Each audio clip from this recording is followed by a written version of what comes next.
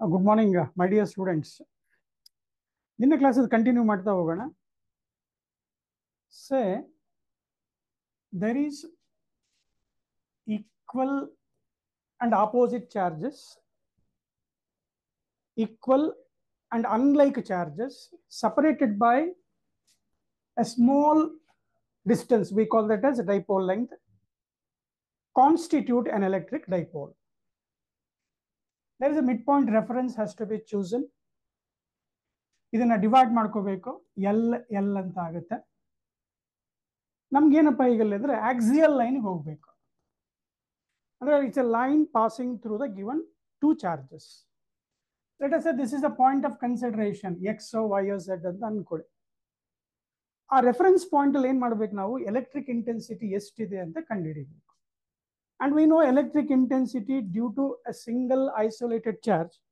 Due to single isolated charge is what? K. Source charge divided by distance square. Distance x, y, d ಏನಾದ್ರು ತಗೋಬಹುದು. Y is the distance, a point of consideration. ಅಂದ್ರೆ ಈಗ ನಾನು ಇಲ್ಲಿ r ಅಂತ ತಗೊಳ್ತೀನಿ ಅಂತಂದ್ರೆ r ಅಂತ ತಗೊಂಡ್ರೆ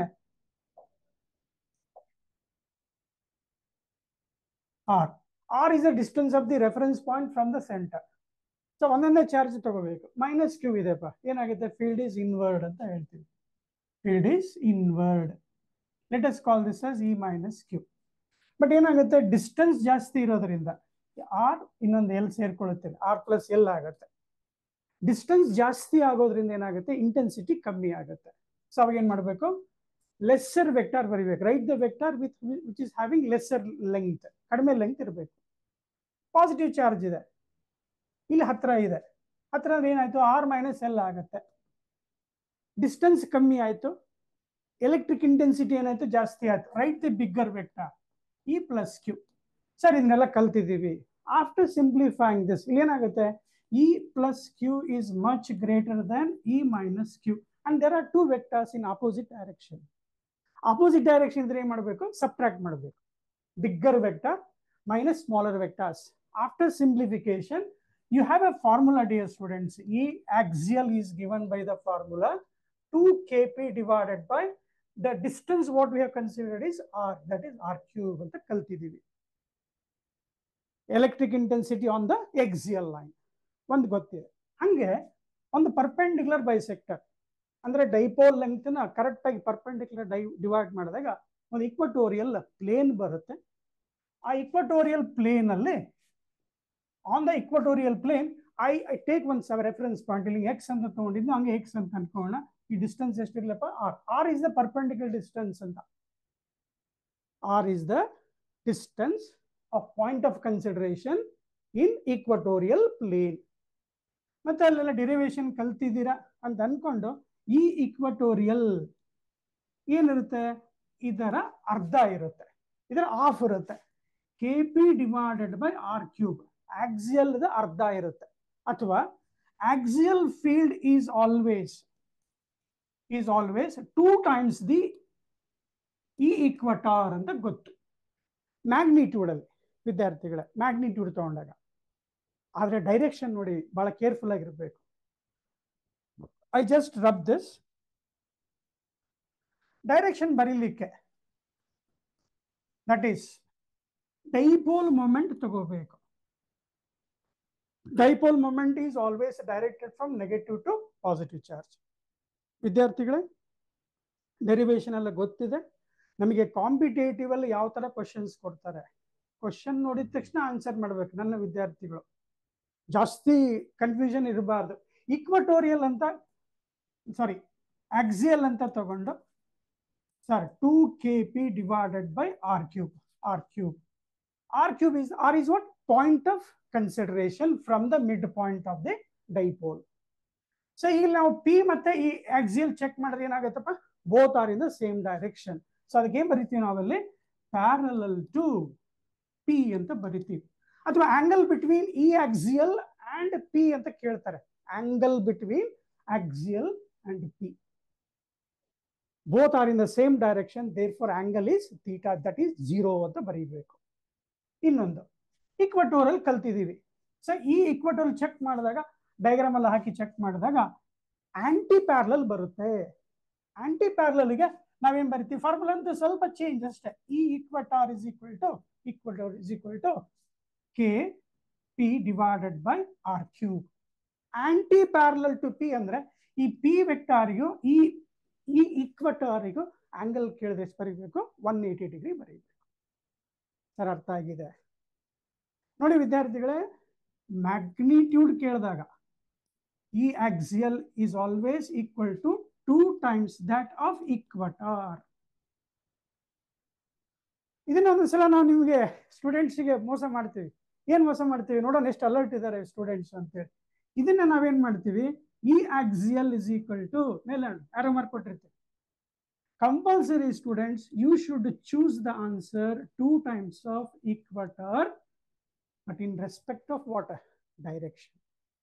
ಆರೋ ಮಾರ್ಕ್ ಕೊಟ್ಟಿದ್ದಾರೆ ಅಂದ್ರೆ ಡೈರೆಕ್ಷನ್, ಇಲ್ಲ ಬರೀ ಮ್ಯಾಗ್ನಿಟ್ಯೂಡ್ ಕೊಟ್ಟಿದ್ದಾರೆ ಅಂದ್ರೆ ವರಿ ಮಾಡಬೇಡ, ಸೈನ್ ಏನು ವರಿ ಮಾಡಬೇಡ. ಬಟ್ ಪ್ರಾಕ್ಟಿಕಲಿ ಈ ಆಕ್ಸಿಯಲ್ ಅಂಡ್ ಈ equator are opposite in direction. This is general what we side. And again one more question is angle between p vector and ಈ ಆಕ್ಸಿಯಲ್ ಅಂತ ಕೇಳಿದ್ರೆ, ಒಂದು ಪಾಸಿಟಿವ್ ಎಕ್ಸ್ ಡೈರೆಕ್ಷನ್ ಹೋಗ್ತಾ ಇದ್ರೆ negative x direction ಈ equatorial ಹೋಗ್ತಾ ಇದೆ. ದಿಫರ್ ಆಂಗಲ್ ಇಸ್ 180 ಡಿಗ್ರಿ ಬರೀಬೇಕು. ಅರ್ಥ ಆಯ್ತು ಅಂತ ಅನ್ಕೋತೀನಿ. ಇದರಲ್ಲಿ ಸ್ವಲ್ಪ ಮತ್ತೆ ಕಾಂಪಿಟೇಟಿವ್ ಅಲ್ಲಿ ಸ್ವಲ್ಪ ಟ್ವಿಸ್ಟ್ ಮಾಡ್ತಾರೆ. ಸ್ವಲ್ಪ ಏನ್ ಸರ್ ಅದು ಥಿಯರಿಯಲ್ಲಿ ಕಲ್ತು ಬಿಡಿ, ಅದನ್ನ ಲೆಕ್ಕ ಮಾಡ್ಬೇಕಾದ್ರೆ ಬಹಳ ಈಸಿ ಆಗುತ್ತೆ. ಒಂದು ಮೈನಸ್ ಕ್ಯೂ ಇದೆ, ಪ್ಲಸ್ ಕ್ಯೂ ಇದೆ. This constitute electric dipole. Dipole length is 2L. ತೆಗಿಯು a general point ಕೊಟ್ಟಿರ್ತಾರೆ, ಒಂದು ಯಾವ್ದೋ ಎಂ ಅಂತ ಅನ್ಕೋಣ. M is some general point. Distance r ಅದೇ, ಫ್ರಮ್ ದಿ ಮಿಡ್ ಪಾಯಿಂಟ್ ಇಂದನೇ ತಗೋಬೇಕು. Let us say this line makes an angle theta to the p vector. p ಗೊತ್ತಿದೆ ಅಂತ ಅನ್ಕೊಳ್ತೀನಪ್ಪ. Dipole moment is q into 2a coulomb metre. Vector, it is a vector which is always directed from minus q to plus p. Plus q ಗೊತ್ತಿದೆ. ಈಗ general point ಹತ್ರ ಏನ್ ಮಾಡ್ತಾರೆ, ಕಲ್ತ್ ಬಿಡೋದು, ಸಿನಾಪ್ಸಿಸ್ ಕಲ್ತ್ ಬಿಡು. ಪ್ರಾಬ್ಲಮ್ಸ್ ಮಾಡ್ಬೇಕಾದ್ರೆ ಈಸಿ ಆಗಲಿ, ಅಯ್ಯೋ ಗೊತ್ತಿಲ್ಲ ಅಂತ ಅನ್ಕೋಬೇಡ. ಸರ್ ನಾ ಏನ್ ಮಾಡ್ಬೇಕೀಗ, ಈ ಡೈಪೋಲ್ ಅನ್ನ ಸ್ವಲ್ಪ ಟರ್ನ್ ಮಾಡ್ಕೋಬೇಕು ನನ್ನ ಅನುಕೂಲಕ್ಕೆ. ಆಗ್ಲೇ ಅಲಾಂಗ್ ದಿ ಡೈಪೋಲ್ ಆಕ್ಸಿಸ್ ಬಂದಿತ್ತು point, along the dipole Axis ಬಂದಿತ್ತು, ಏನು ಟರ್ನಿಂಗ್ ಬೇಕಾಗಿದ್ದಿಲ್ಲ. ಈಗ ಆ ಡೈಪೋಲ್ ಆಕ್ಸಿಸ್ ಗೆ ಆಂಗಲ್ ಟರ್ನ್ ಆಗಿದೆ, ಆಂಗಲ್ ಕೊಟ್ಟಿದ್ದಾರೆ. ಏನ್ ಮಾಡೋ, ಈ ಪಿ ಅನ್ನ ಕಾಂಪೊನೆಂಟ್ ಆಗಿ ಹೊಡ್ಕೋಬೇಕು. ರೆಕ್ಟಾಂಗ್ಯುಲರ್ ಕಾಂಪೊನೆಂಟ್ ನಿನ್ನೆ ಹೇಳ್ಕೊಟ್ಟಿದೆ. ಅಲಾಂಗ್ ದಿ ಗಿವನ್ ಲೈನ್ ಏನಾಗುತ್ತಪ್ಪ ಸರ್, ಪಿ ಕಾಸ್ ಥೀಟಾ ಆಗುತ್ತೆ. ಇದನ್ನ ರಿಸಾಲ್ವ್ ಮಾಡ್ಕೊ. ಇದಕ್ಕೆ ಪರ್ಪೆಂಡಿಕ್ಯುಲರ್ ಬರೆದ್ರೆ ಏನಾಗುತ್ತೆ ಸರ್, ಪಿ ಸೈನ್ ಥೀಟಾ ಆಗುತ್ತೆ.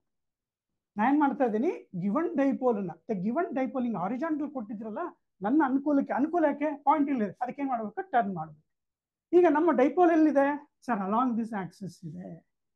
ಈ ಆಕ್ಸಿಸ್ ಹತ್ರ ಡೈಪೋಲ್ ಬಂತು.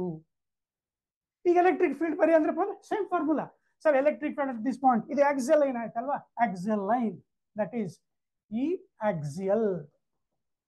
ಏನಪ್ಪ formula sir, 2kp divided by r cube extra cos theta ಬರುತ್ತೆ. ಕಾಸ್ ಥೀಟಾಕ್ಕೆ ನನ್ನ ಡೈಪೋಲ್ ಮೂಮೆಂಟ್ ಹಿಂಗಿತ್ತು, ನನ್ಗೆ ಈಗ ಆಕ್ಸಿಸ್ ಟರ್ನ್ ಮಾಡ್ಕೊಂಡಿದ್ದೀನಿ. ನೆಕ್ಸ್ಟ್ ಈಕ್ವಟೋರಿಯಲ್ ಬೇಕು. ಈಕ್ವಟೋರಿಯಲ್ ಹೆಂಗಿರುತ್ತೆ, ಆಕ್ಸಿಯಲ್ಗೆ ಪರ್ಪೆಂಡಿಕ್ಯುಲರ್ ಬರೀಬೇಕು. ಆಕ್ಸಿಯಲ್ ಪರ್ಪೆಂಡಿಕ್ಯುಲರ್ ಬರೆದ್ರೆ ಈ equatorial and dipole moment are opposite in direction. ಅಂದ್ರೆ ಈಗ ನನ್ಗೆ ಡೈಪೋಲ್ ಮೂಮೆಂಟ್ ಹಿಂಗಿದೆ ಅಂದ್ರೆ ಈ ಈಕ್ವಟಾರ್ ಆಂಟಿ ಪ್ಯಾರಲಲ್ ಬರಬೇಕು ವಿದ್ಯಾರ್ಥಿಗಳು. Anti parallel to p same formula ಇರುತ್ತೆ. ಆದ್ರೆ ಎಷ್ಟಾಗುತ್ತಪ್ಪ ಅಲ್ಲಿ, ಕೆ ಪಿ ಸೈನ್ ಥೀಟಾ ಬರ್ಕೋಬೇಕು ಡಿವೈಡೆಡ್ ಬೈ ಆರ್ ಕ್ಯೂಬ್. ಅರ್ಥ ಆಯ್ತು ಅನ್ಕೋತೀವಿ. ಈಗ ಇದನ್ನ ನಾವು ಏನಪ್ಪ ಇದು ರಿಸಲ್ಟೆಂಟ್ ಕಂಡುಹಿಡಿಬೇಕಲ್ಲ. ರಿಸಲ್ಟೆಂಟ್ ಕಂಡುಹಿಡಿಬೇಕಾದ್ರೆ ಪ್ಯಾರಲೋಗ್ರಾಮ್ ಹಾಕ್ಬೇಕು. The diagonal gives the resultant electric field at general point. Pythagoras apply ಮಾಡಿ, hypotenuse square is equal to sum of the squares of the remaining side ಅಂತ ಹಾಕಿ ಅದನ್ನ ಕ್ಯಾಲ್ಕುಲೇಟ್ ಮಾಡಿ. ಸೊ ಜನರಲ್ ಪಾಯಿಂಟ್ ಹತ್ರ ನಾವು check ಮಾಡ್ತೀವಿ ಕಣಪ್ಪ, kp divided by r cube into root of 3 cos square theta plus 1 ಅಂತೇಳಿ ಒಂದು ಜನರಲೈಸ್ಡ್ ಫಾರ್ಮ್ ಎಲೆಕ್ಟ್ರಿಕ್ ಫೀಲ್ಡ್ ಸಿಗುತ್ತೆ. Any general point anywhere.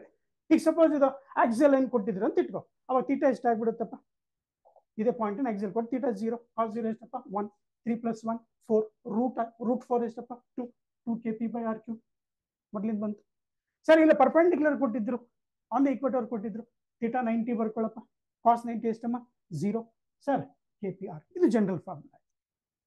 ಈಗ ಏನ್ ಬೇಕು? ಡೈರೆಕ್ಷನ್ ಬೇಕು. ಡೈರೆಕ್ಷನ್ ಏನ್ ಮಾಡೋಣ? ಒಂದು ಅಲ್ಫಾ ಅಂತ ಅನ್ಕೋ. ಲೆಟ್ ಅಸ್ ಸೇ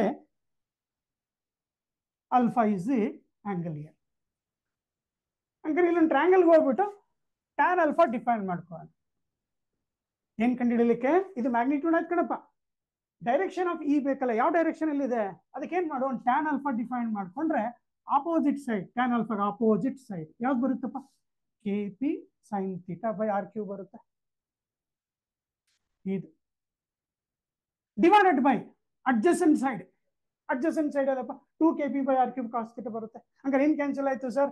kpr³ ರೇಷೋ ತಗೊಂಡಾಗ ಇಲ್ಲೇ ಹೊಡಿತಾ ಇದ್ದೀನಿ ಸ್ವಲ್ಪ, ಈಗ ಬರ್ಲಿಕ್ಕೆ ಸ್ವಲ್ಪ ಇದಾಗ ಜಲ್ದಿ ಬರಿಬೇಕಲ್ಲ ಸರ್. ಹಂಗಾರೆ ಏನ್ ಹೊಳಿತಲ್ಲಿ? sin θ ಉಳಿತು ಡಿವೈಡೆಡ್ ಬೈ ಎಷ್ಟಪ್ಪ? 2 cos θ. ಸೊ ಹಂಗಾರೆ ಏನಪ್ಪ ಜನರಲೈಸ್ಡ್ ಫಾರ್ಮುಲಾ. ಇದ್ರ ಜೊತೆಗೆ dear students you can remember this also.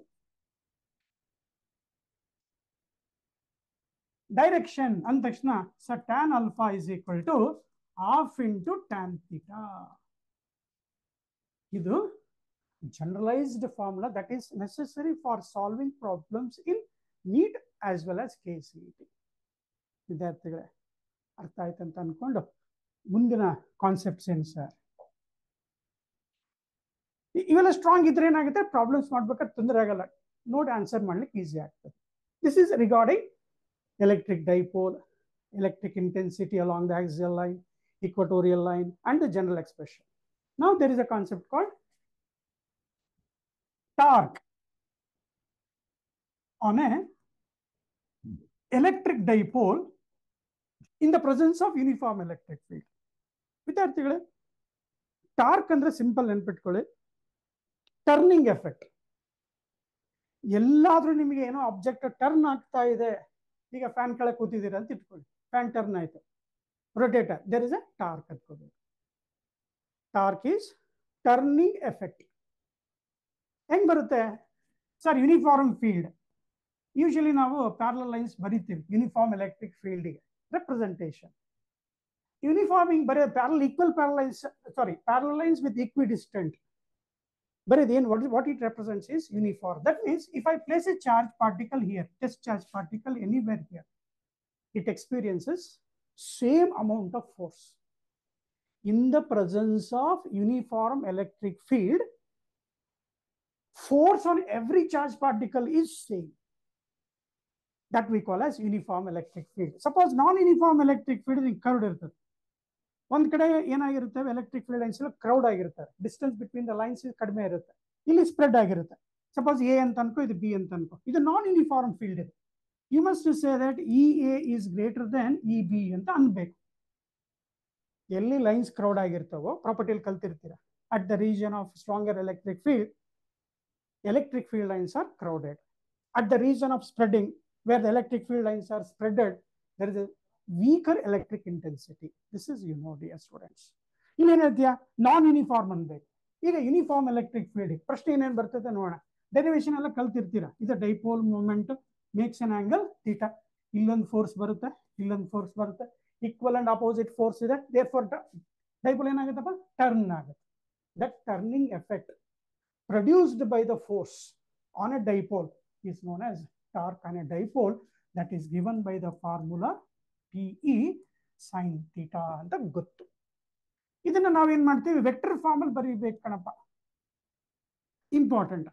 P cross E ಎಲ್ಲಿ ಸೈನ್ ಫಂಕ್ಷನ್ ಬರ್ತಾ ಇರುತ್ತೋ, P ಮತ್ತೆ ಎರಡು ವೆಕ್ಟಾರ್ ಇರ್ತವೆ, ಸೈನ್ ಫಂಕ್ಷನ್ ಬರ್ತಾ ಇದ್ರೆ ಕ್ರಾಸ್ ಪ್ರಾಡಕ್ಟ್ ಅಥವಾ ವೆಕ್ಟಾರ್ ಪ್ರಾಡಕ್ಟ್. ಅಂದ್ರೆ it has got both magnitude and direction. Magnitude ಬರೋದು, ಡೈರೆಕ್ಷನ್ ಕೂಡ ಇಂಪಾರ್ಟೆಂಟ್ ವಿದ್ಯಾರ್ಥಿಗಳೇ. ಇನ್ ಕೆಲವು ಸಿಂಪಲ್ ಟ್ರಿಕ್ ನೋಡೋಣ. ಎರಡು ವೆಕ್ಟಾರ್ ತಗೋಬೇಕು, ಎಲ್ಲಾದ್ರೂ ಆಗಲಿ, not only in this chapter. Wherever you get 2 vectors and you want to write the direction, generally ಏನ್ ಮಾಡಬೇಕು? ಫಸ್ಟ್ ವೆಕ್ಟರ್ ಯಾವ್ದು ತಗೊಂಡಿರ್ತೀಯಲ್ಲ ಅದನ್ನ ಬರ್ಕೋಬೇಕು, ಹೆಂಗೈತೆ ಹಂಗೆ ಬರ್ಕೋಬೇಕು. ಸೆಕೆಂಡ್ ವೆಕ್ಟಾರ್ ಬರ್ತದೆ ನೋಡಿ. ಸೆಕೆಂಡ್ ಅಂದ್ರೆ ಫಾರ್ ಎಕ್ಸಾಂಪಲ್ ನೋಡಿ, ಫಸ್ಟ್ ವೆಕ್ಟರ್ ಯಾವ್ದಪ್ಪ ಅಲ್ಲಿ P, ಕ್ರಾಸ್ ಇ ಬರ್ತಿದ್ಯಾ. ಫಸ್ಟ್ ವೆಕ್ಟರ್ ಯಾವುದು ಪಿ, ಬರ್ಕೊಂಡ್ಬಿಡ್ಬೇಕದ. ಸೆಕೆಂಡ್ ವೆಕ್ಟರ್ನ ತಗೋಬೇಕು, ಕಟ್ ಮಾಡ್ಬೇಕು, ಮನ್ಸಲ್ಲಿ ಕಟ್ ಮಾಡ್ಬೇಕು. ಹೆಂಗ್ ಜಾಯಿನ್ ಮಾಡ್ಬೇಕಂದ್ರೆ head of one vector should coincide with tail rule. ಇದು ಹಿಂಗ್ ನೆನ್ಪಿಟ್ಬಿಟ್ರೆ not only here, wherever you go for vector products, you will have right hand thumb rule ಅಂತ ಇರುತ್ತೆ. ಏನ್ ಮಾಡು, ಒಂದು ಪ್ಲೇನ್ ಇಮ್ಯಾಜಿನ್ ಮಾಡಿ. ಪ್ಲೇನ್ ಅಂದ್ರೆ ಏನಪ್ಪ, ನನ್ನ ಕೇಸಲ್ಲಿ board. P vector E vector ಹೆಂಗ್ ಹೋಗುತ್ತೆ ಹಂಗೆ ಬರಿಬೇಕು. P vector E vector, thumb ಯಾವ ಕಡೆ ಹೋಗುತ್ತೆ ನೋಡಪ್ಪ, ಇನ್ವರ್ಡ್ ಹೋಯ್ತು ಸರ್. ಸೊ ದೇರ್ ಫೋರ್ ಇನ್ವರ್ಡ್ಗೆ ಕ್ರಾಸ್ ಮಾರ್ಕ್ ಹಾಕ್ತೀವಿ. Torque is direction of torque is inward. ನಾವು ಹಿಯರ್ ಮ್ಯಾಗ್ನಿಟ್ಯೂಡ್ ಸಿಕ್ತು, ಡೈರೆಕ್ಷನ್ ಸಿಕ್ತು. ಇನ್ನೊಂದು ನೆನ್ಪಿಡು, ಎಲ್ಲರೂ ಆಗ್ಲಿ ಒಂದು ಪ್ಲೇನಿಗೆ ಪರ್ಪೆಂಡಿಕ್ಯುಲರ್ ಬರೀಬೇಕು. ಅವಾಗ ನಮಗೆ ಏನ್ ಸಿಗುತ್ತೆ, ಡೈರೆಕ್ಷನ್ ಆಫ್ ವೆಕ್ಟರ್ ಸಿಗುತ್ತೆ. But depends on direction, how you close. ಈಗ ಪಿ ಕ್ರಾಸ್ ಇ ಬದ್ಲಿ ಇ ಕ್ರಾಸ್ ಪಿ ಕೊಟ್ಟರೆ ಏನಾಗುತ್ತೆ, ಉಲ್ಟಾ ಆಗುತ್ತೆ. ಪಿ ಕ್ರಾಸ್ ಇ ಬದ್ಲಿ ಇ ಕ್ರಾಸ್ ಪಿ ಕೊಟ್ರೆ ಥಂಬ್ ಡೈರೆಕ್ಷನ್ ಔಟ್ವರ್ಡ್ ಬರುತ್ತೆ. ಅಂಡ್ ಯು ನೋ ಬೇಸಿಕ್ ಅದು ಗೊತ್ತಿದೆ ಅಂತ ಅನ್ಕೊಳ್ತೀವಿ. A cross B is always equal to minus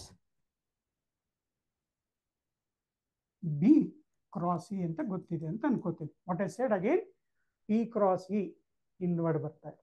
ಇಲ್ಲ ಸರ್ ನಾನು ಇ ಕ್ರಾಸ್ ಬಿ ತಗೊಂಡಿದ್ದೀನಿ, ಇ ಕ್ರಾಸ್ ಬಿ ತಗೊಂಡಿದ್ರೆ direction of the torque is out. Now here, after learning this, sir ನಮ್ಗೆ ಈ ಏನು ಮತ್ತೆ ಕೇಳ್ತಾರೆ ಪ್ರಾಬ್ಲಮ್ಸ್ ಅನ್ನ. ಈ ನೋಡಿ, ಯೂನಿಫಾರ್ಮ್ ಎಲೆಕ್ಟ್ರಿಕ್ ಫೀಲ್ಡ್ ಇದೆ. What I said, force on every particle is same. ಅಂದ್ರೆ ಒಂದು force E Q right side ಇದೆ ಅಂದ್ರೆ ಇನ್ನೊಂದು ಫೋರ್ಸ್ ಏನಾಗುತ್ತೆ, ಮೈನಸ್ ಇ ಕ್ಯೂ ಬರುತ್ತೆ. ಹಾಗಿದ್ದ ಯೂನಿಫಾರ್ಮ್ ಫೀಲ್ಡ್ ಇದ್ರೆ electric intensity is same, force is same. Therefore ಈ ನೆಟ್ ಫೋರ್ಸ್ ಏನಾಗುತ್ತೆ, ಒಂದು ಇನ್ನೊಂದನ್ನ ಕ್ಯಾನ್ಸಲ್ ಮಾಡುತ್ತೆ. So net force is 0. But remember, torque not equal to 0. Turn ಆಗುತ್ತೆ. ಇಲ್ಲಿ ನೋಡಿ, ಈಕ್ವಲ್ ಅಂಡ್ ಅಪೋಸಿಟ್ ಇದೆ. Net force on the dipole is 0, but ಏನಾಗುತ್ತೆ, ಟರ್ನ್ ಹೊಡೆಯುತ್ತೆ. So therefore in the presence of uniform electric field, net force is 0, but torque is not equal to 0. But in case of non-uniform electric field, ನೋಡಿಲ್ಲ, electric field same ಇಲ್ಲ ಅಂದ್ರೆ force same ಇಲ್ಲ. ಎಲ್ಲಿ field ಜಾಸ್ತಿ ಇದೆ ಅಲ್ಲಿ force ಜಾಸ್ತಿ ಇದೆ. ಸೊ ಅಂದ್ರೆ force on A is greater than force at B. ಇಲ್ಲೊಂದು ಚಾರ್ಜ್ ಪಾರ್ಟಿಕಲ್ ಇದೆ, ಇಲ್ಲೊಂದಿದೆ ಅಂತ ಅನ್ಕೊಂಡ್ರೆ the force on the charge particle at Q, where intensity is more, ಎಲ್ಲಿ ಇಂಟೆನ್ಸಿಟಿ ಜಾಸ್ತಿ ಇರುತ್ತೋ ಅಲ್ಲಿ ಫೋರ್ಸ್ ಜಾಸ್ತಿ ಇರುತ್ತೆ. ಅಂದ್ರೆ ಇಲ್ಲಿ ನಾನ್ ಯೂನಿಫಾರ್ಮ್ ಎಲೆಕ್ಟ್ರಿಕ್ ಫೀಲ್ಡ್ ಕೊಟ್ರೆ ಫೋರ್ಸ್ ಅನ್ಈಕ್ವಲ್ ಇದೆ, ನೆಟ್ ಫೋರ್ಸ್ 0 ಆಗಲ್ಲ, ಆದ್ರೆ ಟರ್ನ್ ಆಗುತ್ತೆ. ಅದರ ಅರ್ಥ, in the presence of non uniform electric field ನಿಮ್ಮ ಚಾಯ್ಸ್ ಏನಿರಬೇಕು, torque not equal to 0 and the net force is also not equal to 0. This is the possible questions that you can come across. Okay, dear students. Again, there is one concept there, what you studied yesterday class. One positive charge ide andre field lines are away. This is point of consideration at a distance r anko. So what is the intensity at point P anta kelidre, sir kq divided by r square kaltidivi sir. Angare illi direction nodri, illi ಏನು ಅನ್ಸುತ್ತೆ ನಮಗೆ ಅಂದ್ರೆ, sir ಇಲ್ಲೊಂದು minus q charge ಇದೆ ಅಂತ ಅನ್ಸುತ್ತೆ.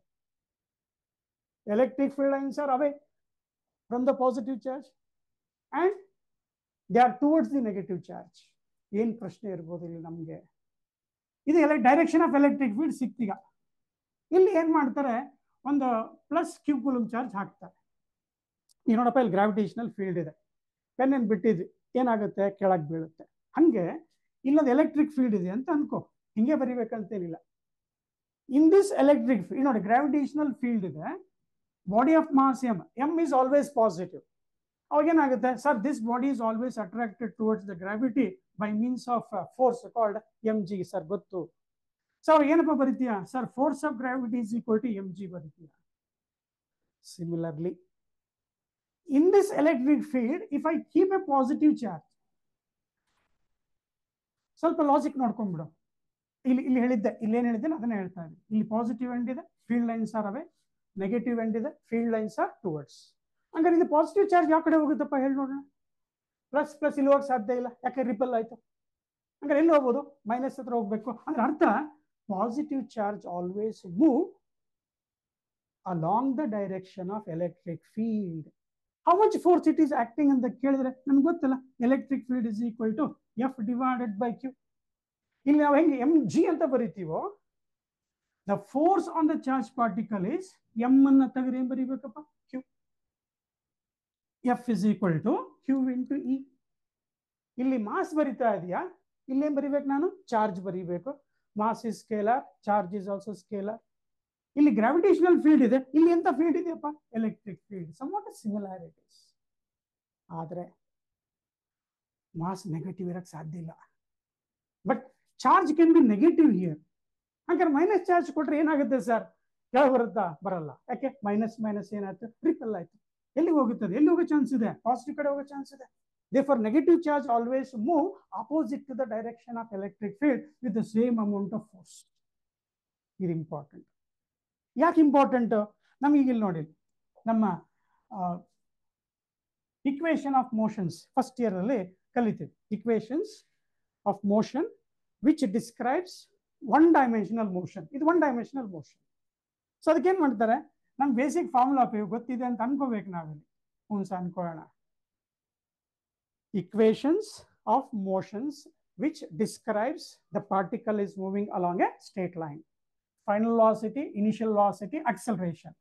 Acceleration ಕೇಳ್ತಾ ಇರ್ತಾರೆ. ಈಗ ನಮಗೆ F is equal to QE ಬರೆಯಕ್ಕೆ ಗೊತ್ತಿದೆ, QE ಬರೆಯಕ್ಕೆ ಗೊತ್ತಿದೆ, ನೋಡ್ಕೋಬೇಕು. ನ್ಯೂಟನ್ ಸೆಕೆಂಡ್ ಲಾ ಪ್ರಕಾರ ಏನ್ ಬರೀತೀಯಪ್ಪ, MA, that is equal to how much here, Q into E.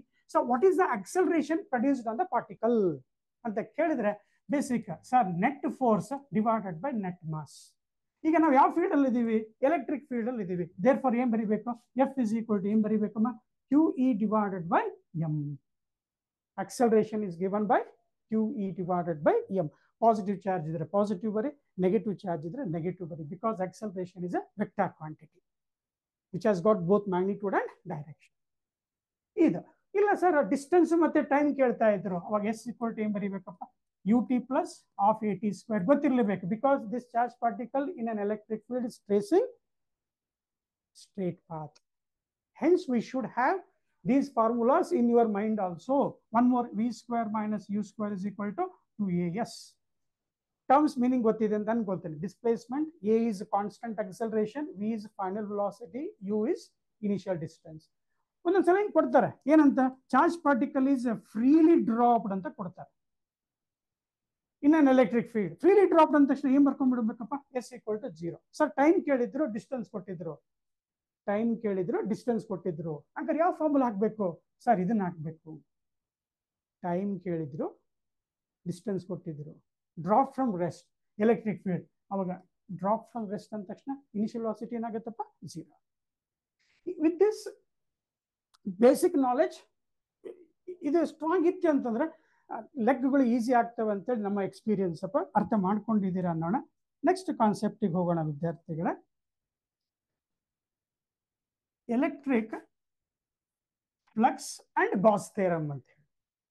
Electric flux and Gauss law in electrostatics. ವಿದ್ಯಾರ್ಥಿಗಳ ಮೀನಿಂಗ್, ಫ್ಲಕ್ಸ್ ಅಂದ್ರೆ ಏನಪ್ಪಾ ಅಂದ್ರೆ ಟು ಫ್ಲೋ ಅಂತ. ನೀರು ಹೋಗ್ತಾ ಇದೆ, ನಿಮ್ಮ ಕಿಟಕಿಯಿಂದ ಗಾಳಿ ಬರ್ತಾ ಇದೆ, wind to flow inside the room through windows. Light entry ಆಗ್ತಾ ಇದೆ, ಈಗ ನನ್ನ ತಲೆ ಮೇಲೆ, ನನ್ನ ಮುಖದ ಮೇಲೆ ಲೈಟ್ ಬಿದ್ದಿದೆ, ಅದ್ರ ಲುಮಿನಸ್ ಫ್ಲಕ್ಸ್ ಇಸ್ ಇನ್ಸಿಡೆಂಟ್. ಹಂಗಾರೆ ಇಲ್ಲಿ ಏನು, ಇಲ್ಲಿ ಯಾರು ಬರ್ತಾರೆ, ಒಂದು charge particle, positively charge particle ಇದ್ರೆ ಏನಾಗುತ್ತೆ, ಫೀಲ್ಡ್ ಲೈನ್ಸ್ ಆರ್ ಅವೇ ಅಂತ ಬರೀತಾರೆ. ಅಂದ್ರೆ ನನ್ನೊಂದು ಇಲ್ಲಿ ಏನೋ ಇಮ್ಯಾಜಿನರಿ ಸರ್ಫೇಸ್ ಇದೆಯಪ್ಪ ಅಂತ ಅನ್ಕೋ. ನನ್ನ ಮುಖ ಈಗ ಲೈಟ್ ಎಷ್ಟು ಬೀಳ್ತಾ ಇದೆ, ಈಗ ನನ್ನ ತಲೆ ಮೇಲ್ಗಡೆ ಏನಾಗ್ತಾ ಇದೆ, ಮ್ಯಾಕ್ಸಿಮಮ್ ಲೈಟ್ ಇಂಟೆನ್ಸಿಟಿ ಬೀಳ್ತಾ ಇದೆ. ಸೈಡ್ ವೈಸ್ ಚೆಕ್ ಮಾಡಿದ್ರೆ ಇಂಟೆನ್ಸಿಟಿ ಕಮ್ಮಿ ಇದೆ. ಅರ್ಥ ಆಯ್ತು ಅನ್ಕೋತೀನಿ. ಅಂದ್ರೆ ಈ imaginary surface direction of flow of electric ಫೀಲ್ಡ್ಗೆ, ಡೈರೆಕ್ಷನ್ ಆಫ್ ಎಲೆಕ್ಟ್ರಿಕ್ ಫೀಲ್ಡ್ ಯಾವ ತರ ಇದೆ, ಡೈರೆಕ್ಷನ್ ಏನು ಹಿಂಗಿದೆಯೋ, ನೋಡ್ಲಿ ಸೇಮ್ ಮುಖಕ್ಕೆ ಎದುರಿಗಿದೆಯೋ, ಅಥವಾ ಹಿಂಗ್ ಮೇಲಿದೆಯೋ, ಅಥವಾ ಹಿಂಗ್ ಕಾರ್ನರ್ ಇದೆಯೋ, ಏನ್ ಮಾಡ್ತೀನಿ, ಡೈರೆಕ್ಷನ್ ಚೇಂಜ್ ಮಾಡ್ತೀನಿ. ಹಂಗಾರೆ ಈ ಒಂದು ಸರ್ಫೇಸಿಗೆ ನಾನೇನ್ ಬರಿಬೇಕು, ಒಂದು ವೆಲ್ ಡಿಫೈನ್ಡ್ ಡೈರೆಕ್ಷನ್ ಬರೀಬೇಕು. ಹೆಂಗ್ ಬರೀಬೇಕು? ಒಂದು ರೂಲ್ ಕಣಪ್ಪ. ಆ ಸರ್ಫೇಸಿಗೆ ಹೋಗ್ಬಿಟ್ಟು ಒಂದು ಪರ್ಪೆಂಡಿಕ್ಯುಲರ್ ಲೈನ್ ಡ್ರಾ ಮಾಡಿ. ಫಾರ್ ಎಕ್ಸಾಂಪಲ್ ನಿನ್ ಕೈ ಇದೆ, ಈಗ ಇದೆ ಇಮ್ಯಾಜಿನ್ ಸರ್ಫೇಸ್ ಅನ್ಕೋ. ಕೈಯಲ್ಲಿ ಪೆನ್ ಇದೆ, ಪೆನ್ ಬೆರಳು ನಡು ಸಿಗಿಸ್ಕೋ, ಈಗ ಇಟ್ಕೊಂಡ್ಬಿಡು. ಈಗೇನಾಗುತ್ತೆ, ನನ್ನ ಕೈಗೆ ಪೆನ್ ಪರ್ಪೆಂಡಿಕ್ಯುಲರ್ ಇದೆ. ಆ ಪೆನ್ ಏನ್ ಕೊಡುತ್ತೆ ಅಂದ್ರೆ orientation, direction of the surface ಕೊಡುತ್ತೆ. ನೀನ್ ಹೆಂಗಾರು ಟರ್ನ್ ಮಾಡು, ಹೆಂಗಾರು ಟರ್ನ್ ಮಾಡು, ಈ ಪೆನ್ ಏನಾಗುತ್ತೆ, ಈ ಸರ್ಫೇಸ್ ಯಾವಾಗ್ಲೂ ಪರ್ಪೆಂಡಿಕ್ಯುಲರ್ ಇರುತ್ತೆ. That is called area vector ಅಂತ ಅನ್ಬೇಕು. Area vector. ಹಂಗಾರೆ ಏನ್ ಬರಿಬೇಕು ಅಲ್ಲಿ? ಇದಕ್ಕೊಂದು ಫಾರ್ ಎಕ್ಸಾಂಪಲ್ ಯಾವುದೋ ಸ್ಕೇಲಾರ್ ಲೆಟರ್ ಇರಲಿ ಇಂಗ್ಲೀಷಲ್ಲಿ, ಅದನ್ನ ನಾನು ವೆಕ್ಟರ್ ಮಾಡ್ಬೇಕಪ್ಪ ಅಂದ್ರೆ ಏನೂ ಇಲ್ಲ, ಹೋಗ್ಬಿಟ್ಟು ಒಂದು ಎನ್ ಕ್ಯಾಪ್ ಬರೆದ್ಬಿಟ್ರೆ ಆಯ್ತು. ಅದಕ್ಕೆ ಮಲ್ಟಿಪ್ಲೈ ಮಾಡಬೇಕು. ಏನ್ ಕೊಡುತ್ತೆ? ಡೈರೆಕ್ಷನ್ ಕೊಡುತ್ತೆ. Then I can call that as what? A vector, area vector ಅಂತ ಹೇಳಿ. ಟೇಕ್ ಎನಿ ಸ್ಕೇಲಾರ್ ಕ್ವಾಂಟಿಟಿ, ಅಲ್ಲಿ ಯಾರೋ ಮಾರ್ಕ್ ಏನು ಬರ್ದಿಲ್ಲ, ಪ್ಯೂರ್ ಸ್ಕೇಲಾರ್ ಅದು ವೆಕ್ಟಾರ್ ಹಂಚ್ಕೋಬೇಕಂದ್ರೆ ಏನ್ ಮಾಡಬೇಕು? ಡೈರೆಕ್ಷನ್ ಕೊಡಬೇಕು, n cap, where n cap is unit vector, gives the direction. ಇದಕ್ಕೆ ಏನ್ ಕರಿಬೇಕು ನಾನೀಗ? ಎಕ್ಸ್ ವೆಕ್ಟಾರ್ ಅಂತ ಕರಿಬೇಕು. ಸೊ ಈಗ ಏರಿಯಾ ವೆಕ್ಟಾರ್ ಚೆಕ್ ಮಾಡಿದ್ವಿ. ಈಗ ನನ್ನ ಪಾಯಿಂಟ್ ಆಫ್ ಕನ್ಸಿಡರೇಷನ್ ಏನಿದೆ ಅಂದ್ರೆ ಪಿ ಇದೆ, ಅದ್ರ ಸುತ್ತ ಏರಿಯಾ ಇದೆ. In that area how much field lines R flowing? Normally number of electric field lines passing normally perpendicularly to the given surface is called as electric flux. ಅರ್ಥ ಆಯ್ತು ಅನ್ಕೊಂಡು ನಮ್ಮ ಈಗ ಮುಂಚೆ ಏನ್ ಮಾಡ್ತಾ ಇದ್ವಿ ಅಂದ್ರೆ force experienced on A test charge ಅಂತ ತಗೊಳ್ತಾ ಇದ್ವಿ. ಯಾವಾಗ ಒಂದು ಪಾಯಿಂಟ್ ಚಾರ್ಜ್ ಇದ್ರೆ, ಈಗ ಸ್ವಲ್ಪ ಏನಂದ್ರೆ ಪಾಯಿಂಟ್ ಚಾರ್ಜ್ ಇರಲ್ಲ. ಪಾಯಿಂಟ್ ಚಾರ್ಜ್ ಇದ್ರೆ ಓನ್ಲಿ ಕೂಲಮ್ಸ್ ಅಪ್ಲೈ ಮಾಡ್ತಾ ಇರ್ತೀವಿ. ಕೂಲಮ್ಸ್ ಅದು ಒಂದು disadvantage. It is applicable only for point charges. ಈಗ ಹೆವಿಲಿ ಚಾರ್ಜ್ಡ್ ಬಾಡಿ ಇದೆ, ಒಂದು ಲೈನ್ ಚಾರ್ಜ್ ಕೊಟ್ಟಿದ್ದಾರೆ, ಉದ್ದನ್ ವೈರ್ ಕೊಟ್ಟಿದ್ದಾರೆ, ಅಥವಾ ಒಂದು ಯಾವುದೋ ಒಂದು ಪ್ಲೇಟ್ ಕೊಟ್ಟಿದ್ದಾರೆ, ಅದು ಚಾರ್ಜ್ ಇದೆ. ಎಕ್ಸ್ಟೆಂಡೆಡ್ ಚಾರ್ಜ್ ಬಾಡೀಸ್ ಅಂದ್ರೆ ದೊಡ್ಡ ಚಾರ್ಜ್ ಬಾಡೀಸ್ ಇದ್ರೆ ಕೂಲಮ್ಸ್ ಅಪ್ಲೈ ಮಾಡಕ್ ಬರಲ್ಲ. ಅದಕ್ಕೆ ಒಂದು ಏನಾದ್ರು ಆಲ್ಟರ್ನೇಟ್ ಬೇಕಲ್ಲ, ಗಾಸ್ಲಾ ಬೇಕು. ಆ ಗಾಸ್ಲಾ ಕಲಿಬೇಕಂದ್ರೆ ಸ್ವಲ್ಪ ಎಲೆಕ್ಟ್ರಿಕ್ ಫ್ಲಕ್ಸ್ ಅಂದ್ರೆ ಅಂತ ಗೊತ್ತಿರಬೇಕು. Total number of field lines passing normally and that total flux per imaginary surface area always gives electric intensity at that point. ಒಂದು ಚಾರ್ಜ್ಡ್ ಬಾಡಿ ಇದೆ, ದೊಡ್ಡ ಚಾರ್ಜ್ಡ್ ಬಾಡಿ ಇದೆ, ಅದರಿಂದ ಫೀಲ್ಡ್ ಲೈನ್ಸ್ ಹೋಗ್ತಾ ಇದ್ದಾವೆ. ಎಲ್ಲೋ ಒಂದು ಪಾಯಿಂಟ್ ಹತ್ರ ನಿಮ್ಗೆ ಏನ್ ಬೇಕು? ಇಂಟೆನ್ಸಿಟಿ ಬೇಕು. ಏನ್ ಮಾಡಬೇಕು? ಆ ಪಾಯಿಂಟ್ ಸುತ್ತ ಒಂದು ಇಮ್ಯಾಜಿನರಿ ಸರ್ಫೇಸ್ ಇಮ್ಯಾಜಿನ್ ಮಾಡಿ ಆ ಸರ್ಫೇಸ್ ಮುಖಾಂತರ ಎಷ್ಟು ಫೀಲ್ಡ್ ಲೈನ್ಸ್ ಹೋಗ್ತದೆ ನೋಡ್ಬೇಕು. ಅರ್ಥ ಆಯ್ತು ಅನ್ಕೋತೀವಿ. that total number of field lines, that is flux. ಅಂದ್ರೆ ಲೈನ್ ನಂಬರ್ ಆಫ್ ಲೈನ್ಸ್ ಜಾಸ್ತಿ ಆಯ್ತು ಅಂದ್ರೆ ಫ್ಲಕ್ಸ್ ಜಾಸ್ತಿ, ಇಂಟೆನ್ಸಿಟಿ ಜಾಸ್ತಿ. ಫೀಲ್ಡ್ ಲೈನ್ಸ್ ಜಾಸ್ತಿ ಇದ್ದಷ್ಟು ಫ್ಲಕ್ಸ್ ಜಾಸ್ತಿ ಹೋಗ್ತಾ ಇರುತ್ತೆ, intensity at that point also more. Sir correct ಇದು ಹೌದು, ನೀವೇನ ಹಿಂಗೆ ಪರ್ಪೆಂಡಿಕ್ಯುಲರ್ ಅಂತ ಇದ್ದೀರಾ. ಸಪೋಸ್ ಸರ್ ಅದು ನಾನೇನು ಕನ್ಸಿಡರ್ ಮಾಡಿದ್ನಲ್ಲ, ಇಲ್ಲಿದೆ ಸರ್, ಈಗ ಎಲೆಕ್ಟ್ರಿಕ್ ಫೀಲ್ಡ್ ಇಲ್ಲಿದೆ, ಈಗ ಹಿಂಗೆ ಕೊಟ್ಟಿದ್ದಾರೆ ಅವರು. ಸರ್ ನಾನೇನ್ ಮಾಡಿದ್ದೆ, ಸರ್ಫೇಸ್ ಇದೆಯಲ್ಲ ಸ್ವಲ್ಪ ಹಿಂಗೆ ಕ್ರಾಸ್ ಆಗಿತ್ತು ಸರ್, ಹಿಂಗಿತ್ತು ಫೀಲ್ಡ್ ಲೈನ್ಸ್, ಹಿಂಗಿತ್ತು. ಏನ್ ಮಾಡ್ಬೇಕು? ಏನು ಮಾಡ್ಬೇಡ, ಫಸ್ಟ್ ಅದಕ್ಕೆ ಹೋಗ್ಬಿಟ್ಟು ಏರಿಯಾ ವೆಕ್ಟರ್ ಹಾಕು. ಏನ್ ಹೇಳಿದ್ದೇನೆ? Area vector is always perpendicular. ಏನ್ ಮಾಡ್ಬೇಕು? Area vector and E vector both are inclined by angle theta. ನಮ್ಮ ಡೆಫಿನೇಷನ್ ಏನಪ್ಪಾ? Field line should pass through ಪರ್ಪೆಂಡಿಕ್ಯುಲರ್ಲಿ ಅಂತ ಇದೆ. ಅಂದ್ರೆ ಇದನ್ನ ಎಲೆಕ್ಟ್ರಿಕ್ ಫೀಲ್ಡ್ ಇಂದ ಕಾಂಪೋನೆಂಟ್ ಆಗಿ ಹುಡ್ಕೊಂಡ್ರೆ ಯಾವ ಕಾಂಪೊನೆಂಟ್ ಸಿಗುತ್ತಪ್ಪ? ಹೇಳಿದೀವಿ. ಏನ್ ಹೇಳಿದೀವಿ ಸರ್? ಎಲೆಕ್ಟ್ರಿಕ್ ಫೀಲ್ಡ್, ಇಲ್ಲೊಂದು ಏರಿಯಾ ವೆಕ್ಟಾರ್ ಇದೆ, ಇದಕ್ಕೆ ಕಾಂಪೊನೆಂಟ್ ಬರಿಬೇಕು. ಥೀಟಾ ಅಡ್ಜಸೆಂಟ್ ಆಯ್ತು, ಅಡ್ಜಸೆಂಟ್ ಇದ್ರೆ ಯಾವ ಫಂಕ್ಷನ್ ಬರ್ಬೇಕಪ್ಪ ಅಲ್ಲಿ? Cos theta. ಸರ್ ಗೊತ್ತಿದೆ. ಹಂಗಾರೆ ಈ ಕಾಸ್ ಥೀಟಾ ಏನಿದೆ? Field lines which are passing perpendicularly to the surface. Therefore that E cos theta intensity ಏನ್ ಕೊಡುತ್ತೆ? ಫ್ಲಕ್ಸ್ ಬೈ ಏರಿಯಾ ಕೊಡುತ್ತೆ. ಜನರಲ್ ಫಾರ್ಮುಲಾ ಇದೆ. So what is the electric flux through any imaginary surface? ನೀ ಏನಾರು imagine ಮಾಡು, spherical ಇರ್ಬೋದು, cylindrical ಇರ್ಬೋದು, triangular ಇರ್ಬೋದು, ಪಿರಾಮಿಡ್ ಇರ್ಬೋದು, ಕೋನ್ ಇರ್ಬೋದು. Electric flux through any closed surface is given by the formula E A cos theta. ಇದನ್ನ ನಾವು ಫ್ಲಕ್ಸ್ ಅನ್ನ ವೆಕ್ಟಾರ್ ಅಂತ ತಗೊಳ್ತೀವಿ. ಇಲ್ಲಿ ಕೊಸೈನ್ ಫಂಕ್ಷನ್ ಇರೋದ್ರಿಂದ ಇ ಡಾಟ್ ಎ ಆಗುತ್ತೆ ವಿದ್ಯಾರ್ಥಿಗಳೇ. ಡಾಟ್ ಪ್ರಾಡಕ್ಟ್ ಅಂದ ತಕ್ಷಣ ಕೊಸೈನ್ ಬರಬೇಕು. ಕ್ರಾಸ್ ಪ್ರಾಡಕ್ಟ್ ಇದ್ರೆ ಸೈನ್ ಬರಬೇಕು, ಕ್ರಾಸ್ ಪ್ರಾಡಕ್ಟ್ ಅಲ್ಲಿ ಡೈರೆಕ್ಷನ್ ಹುಡುಕ್ಬೇಕು, ಡಾಟ್ ಪ್ರಾಡಕ್ಟ್ ಅಲ್ಲಿ ಬರೀ ಮ್ಯಾಗ್ನಿಟ್ಯೂಡ್ ಬರೀ. ಅರ್ಥ ಆಯ್ತು ಅನ್ಕೊಳ್ತೇನೆ. ಈಗ ಇದನ್ನ ನಾನು ಜನರಲೈಸ್ಡ್ ಫಾರ್ಮುಲಾ ತಗೊಂಡಾಗ ಏನಾಗುತ್ತೆ, ಒಂದು ಕ್ಲೋಸ್ಡ್ ಸರ್ಫೇಸ್, ಹಂಗಾರೆ ಇಲ್ಲಿ ಎಲೆಕ್ಟ್ರಿಕ್ ಫ್ಲಕ್ಸ್ ಪಾಸ್ ಆಗ್ಬೇಕು ಅಂತ ಹೇಳ್ತಾರೆ. ಎಲೆಕ್ಟ್ರಿಕ್ ಫ್ಲಕ್ಸ್ ಪಾಸ್ ಆಗ್ಬೇಕಾದ್ರೆ ಇದ್ರೊಳಗಡೆ ಏನಿರ್ಬೇಕಪ್ಪ ಸರ್, ಚಾರ್ಜ್ ಪಾರ್ಟಿಕಲ್ ಇರಲೇಬೇಕು, so on N number of charge ಇರಬೇಕು.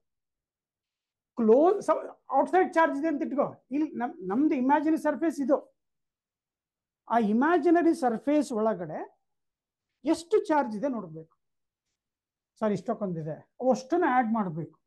ಕ್ಯೂ ಟೋಟಲ್ ಆಡ್ ಮಾಡೋದಪ್ಪ, ಸ್ಕೇಲಾರ್ ಎಡಿಷನ್ ಗೊತ್ತಿದೆ, Q1 + Q2 - Q3 ಆಡ್ ಮಾಡ್ಕೊಂತ ಹೋಗ್ಬೇಕು, ಟೋಟಲ್ ಚಾರ್ಜ್ ಸಿಗುತ್ತೆ. ಹಂಗಾರೆ ಟೋಟಲ್ ಚಾರ್ಜ್ ಸಿಕ್ಕಾಗ ಏನಾಗುತ್ತೆ, ಫೀಲ್ಡ್ ಲೈನ್ ಸಿಗ್ತಾವೆ ನಮಗೆ. ಆಮೇಲೆ ಇನ್ನೊಂದು ಚೆನ್ನಾಗಿ ನೆನ್ಪಿಟ್ಕೋಬೇಡಿ, ಪಾಸಿಟಿವ್ ಚಾರ್ಜ್ ಇದ್ರೆ ಫೀಲ್ಡ್ ಲೈನ್ಸ್ ಆರ್ ಅವೇ, ನೆಗೆಟಿವ್ ಚಾರ್ಜ್ ಇತ್ತಪ್ಪ ಅಂದ್ರೆ ಫೀಲ್ಡ್ ಲೈನ್ಸ್ ಆರ್ ಟುವರ್ಡ್ಸ್. ಅಂದ್ರೆ ಅರ್ಥ, ಪಾಸಿಟಿವ್ ಚಾರ್ಜ್ ಇದ್ರೆ ಫ್ಲಕ್ಸ್ ಪಾಸಿಟಿವ್, ಔಟ್ವರ್ಡ್ ಫ್ಲಕ್ಸ್ ಅಂತ ಅನ್ಬೇಕು. ನೆಗೆಟಿವ್ ಚಾರ್ಜ್ ಕೊಟ್ಟಿದ್ದಾರೆ ಅಂದ್ರೆ ಫೀಲ್ಡ್ ಲೈನ್ಸ್ ಆರ್ ಇನ್ವರ್ಡ್ ಇರುತ್ತೆ, electric flux is inward, flux is A scalar. ಇವು ಬೇಸಿಕ್ ಚೆನ್ನಾಗಿ ಗೊತ್ತಿದ್ರೆ ಲೆಕ್ಕ ನೀನು ಹೇಳ್ದಂಗೆ ಕೇಳ್ತಾವು ನಮ್ಮ ಎಕ್ಸ್ಪೀರಿಯನ್ಸ್ ಮೇಲೆ. ಈಗ ಇದನ್ನ ಅರ್ಥ ಮಾಡ್ಕೊಂಡಿದೆ ಅಂತ ಅನ್ಕೊಂಡು ನನಗೇನು ಬೇಕಪ್ಪ ಸರ್, ಇದ್ರ ಮುಖಾಂತರ ಎಷ್ಟಿದೆ sir total flux, that total flux through any imaginary closed surface is always equal to 1/ε0 times the total charge enclosed. And again we have just studied that ಏನು ಸರ್ ಕಲ್ತೀವಿ ನಾವು, electric flux is given by the formula E.A ಅಂತಾನು ಬರ್ದಿದ್ದೀವಿ. ಹಂಗಾರೆ ಈ flux ಏನಿರಲೇಬೇಕು, same ಇರಲೇಬೇಕು.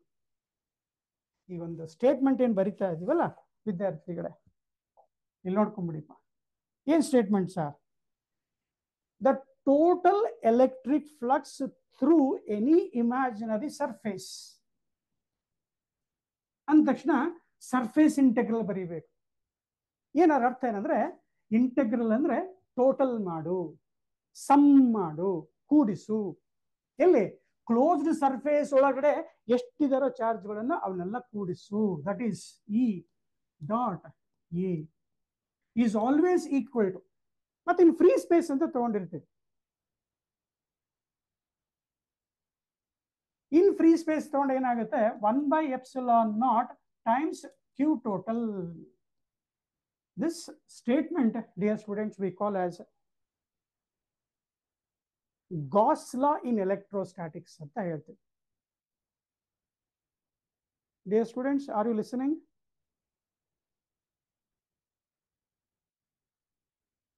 Wait a minute. Sir. Hello, are you listening? Yes, sir. Shall I continue? Oh, yes, sir, of course. Okay, thank you, sir. Total flux through any imaginary surface is equal to So this statement itself, ಅಂದ್ರೆ ಒಂದು imaginary surface ತಗೋಬೇಕು ವಿದ್ಯಾರ್ಥಿಗಳೇ, ಅದರಲ್ಲಿ total charge ಇದೆ ಎಷ್ಟು ನೋಡ್ಕೋಬೇಕು, plus ಇದ್ರೆ plus, minus ಇದ್ರೆ ಮೈನಸ್ ಮಾಡ್ಕೊಂಡು ಟೋಟಲ್ ಚಾರ್ಜ್ ಬರ್ಕೋಬೇಕು. ಅದಕ್ಕೆ ಸರ್ಫೇಸ್ ಇಂಟಿಗ್ರಲ್ ಅಂತ ಹೇಳ್ತೀವಿ, ಕ್ಲೋಸ್ ಸರ್ಫೇಸ್ ಅಂತೀವಿ. That is equal to 1/ε0 times total charge inside the surface. ವಿದ್ಯಾರ್ಥಿಗಳೇ, with this some small applications, not go in with detail, but ಆ ಫಾರ್ಮುಲಾ ನಿಮಗೆಲ್ಲ ಗೊತ್ತಿರಬೇಕು. ಏನೇನು sir, applications of Gauss law ಅಂತ ಹೇಳ್ತೀವಿ. ಥಿನ್ ವೈರ್ ಕೊಟ್ಟಿರ್ತಾರೆ, long infinitely long wire which is uniformly charged.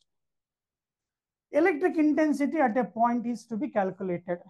At the same formula apply ಮಾಡಿ calculate ಮಾಡ್ತೀವಿ. That is what we say lambda divided by 2πε0 r ಅಂತ ಬರೀತೀವಿ, where r is distance of point of concentration from the given charged line. I told heavily charged body ಇದ್ರೆ ಈ ತರ line charge ಕೊಟ್ಟಿದ್ರೆ coulombs law apply ಮಾಡಕ್ ಬರಲ್ಲ. ಈಗ just formula ಬರ್ದಿದ್ವಿ Gauss ಲಾ, ಆ Gauss ಲಾ formula ಬರೆದು ಡಿರೈವ್ ಮಾಡಬೇಕು.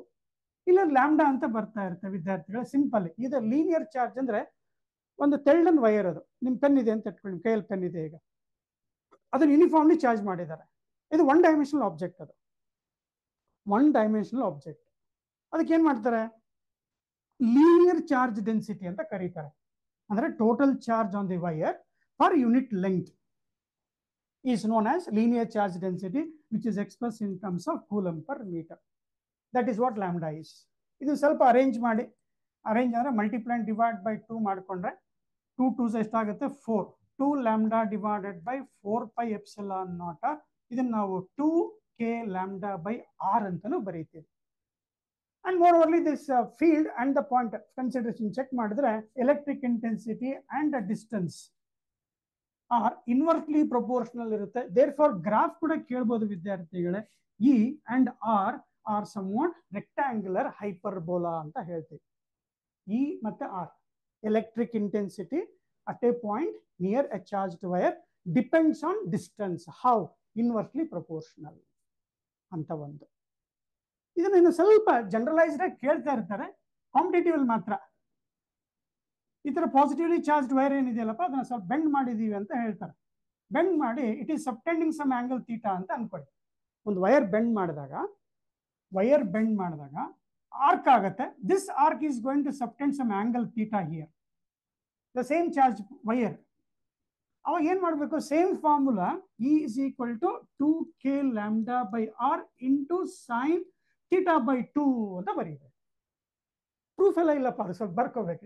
2k ಲ್ಯಾಂಬ್ಡಾ ಬೈ ಪ್ರೂಫ್ ಇದೆ, ಅದನ್ನು ಟೈಮ್ ವೇಸ್ಟ್ ಮಾಡ್ಕೊಂತ ಕೂಡಲ್ಲ. 2k lambda by R into sine theta by 2 generalized formula. ಈಗ ಇದನ್ನ ನಾವು ಏನ್ ಮಾಡ್ತಾರೆ, it is bent in the form of semi circle ಅಂತ ಇಟ್ಕೋ. ಈಗ ವೈರ್ ಕೊಟ್ಟಿದ್ದಾರೆ, ಈಗ ಚಾರ್ಜ್ಡ್ ವೈರ್ ಇದೆ. This is bent in the form of semi circle ಅಂತ ಕೊಟ್ರು. ಸೆಮಿ ಸರ್ಕಲ್ ಕೊಟ್ರೆ what is angle subtend at the centre ಅಂತ ಕೇಳಿದ್ರೆ ಏನ್ ಬರೀತೀಯಪ್ಪ, ಪೈ ಅಂತ ಬರೀಬೇಕು. Angle subtended by the arc, that is a charged wire at the centre is how much here, pi. So ಅಂತಾರೆ ಫಾರ್ಮುಲಾ ಏನಾಯ್ತು ಸರ್ ಅಂತಾರೆ, 2k lambda by R into sine of theta ಎಷ್ಟಪ್ಪ ಅಲ್ಲಿ, pi. Sir pi by two ಅರ್ಥ ಆಯ್ತು ಅನ್ಕೋತೀನಿ. Pi by two how much here 90. ಇಲ್ಲ sir ಅದು it is subtend making angle such that some 1/4 quarter ಕೊಟ್ಟಿದ್ದಾರೆ ಅಂತ ಇಟ್ಕೊಳ್ಳಿ. 1/4 ಕೊಟ್ಟಿದ್ದಾರೆ ಅಂದ್ರೆ ಇಲ್ಲಿ ಆಂಗಲ್ ಎಷ್ಟು ಬರೀತೀಯಾ, 5/4 ಅಂತ ಬರೀತೀಯ. Angle ಸಬ್ಟೆಂಡ್ is 5/4. ಅವಾಗ ಇಲ್ಲಿ pi by 1 second E is equal to 2k lambda by r sin theta by 2. ಈಗ ನಾನು 1/4 ಅಂದ್ರೆ ಆರ್ಕ್ ಅಂದ್ರೆ ಆಂಗಲ್ ಎಷ್ಟು ಸಬ್ಟೆಂಡ್ ಆಯ್ತು, 45 ಡಿಗ್ರಿ. 45 ಡಿಗ್ರಿ ಎಷ್ಟು, 5/4.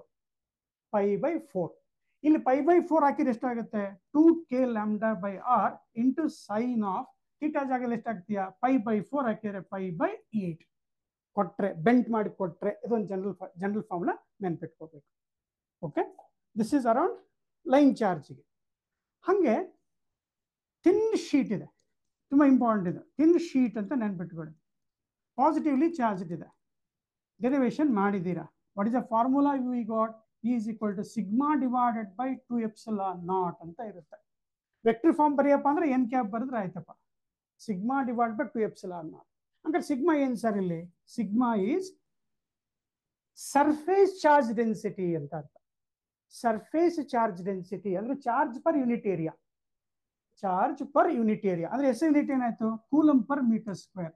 ಇದನ್ನ ಯಾವಾಗ ತಗೋಬೇಕು, 2 ಡೈಮೆನ್ಷನಲ್ ಆಬ್ಜೆಕ್ಟ್ ಕೊಟ್ರೆ, ತೆಳ್ಳನ್ ಪ್ಲೇಟು, ತೆಳ್ಳನ್ ಶೀಟು, ರೆಕ್ಟಾಂಗ್ಯುಲರ್ ಬೋರ್ಡ್ ಕೊಟ್ರು ಅಂದ್ರೆ, ಥಿನ್ ಶೀಟ್ ಕೊಟ್ರು ಅಂತಂದ್ರೆ E is equal to sigma by 2 epsilon naught. ಅವಾಗ ಸರ್ಫೇಸ್ ಚಾರ್ಜ್ ಡೆನ್ಸಿಟಿ ಯೂಸ್ ಮಾಡಬೇಕು. ಆಮೇಲೆ ಇಲ್ಲಿ electric intensity does not depend on the distance. ಆಗ್ಲೇ ಇನ್ವರ್ಸ್ಲಿ ಪ್ರಪೋರ್ಷನಲ್ ಟು ಆರ್ ಬಂದಿತ್ತು, ಇಲ್ಲಿ does not depend on distance. Therefore ಏನ್ ಮಾಡಬೇಕು, ಗ್ರಾಫ್ ಕೇಳಿದ್ರೆ E ವರ್ಸಸ್ ಆರ್ ಕೇಳಿದ್ರೆ ಏನ್ ಬರ್ಬಿಡ್ಬೇಕು, ಸ್ಟ್ರೇಟ್ ಲೈನ್ ಬರ್ಬಿಡ್ಬೇಕು. ಯಾಕೆ, does not depend on the distance. Next, last discussion, dear students. Here, due to spherical shell ಅಂತ ಕೇಳ್ತಾರೆ. Due to spherical shell, not solid sphere. And since charges always resides on the outer surface, ಒಳಗಡೆ charge ಇಲ್ಲೇ ಇಲ್ಲ. Inside the spherical shell, no charge. Therefore, electric intensity inside the spherical shell is 0. ಗೊತ್ತಿದೆ ಅಂತ ಅನ್ಕೊಂತೀನಿ. But potential constant ಇರುತ್ತೆ. Electric potential inside the charge spherical shell is constant, electric field is 0. But on the surface ಕೇಳ್ತಾರೆ ಅಥವಾ outside the surface ಕೇಳಿದ್ರು ಅಂತ ಇಟ್ಕೊಳ್ಳಿ.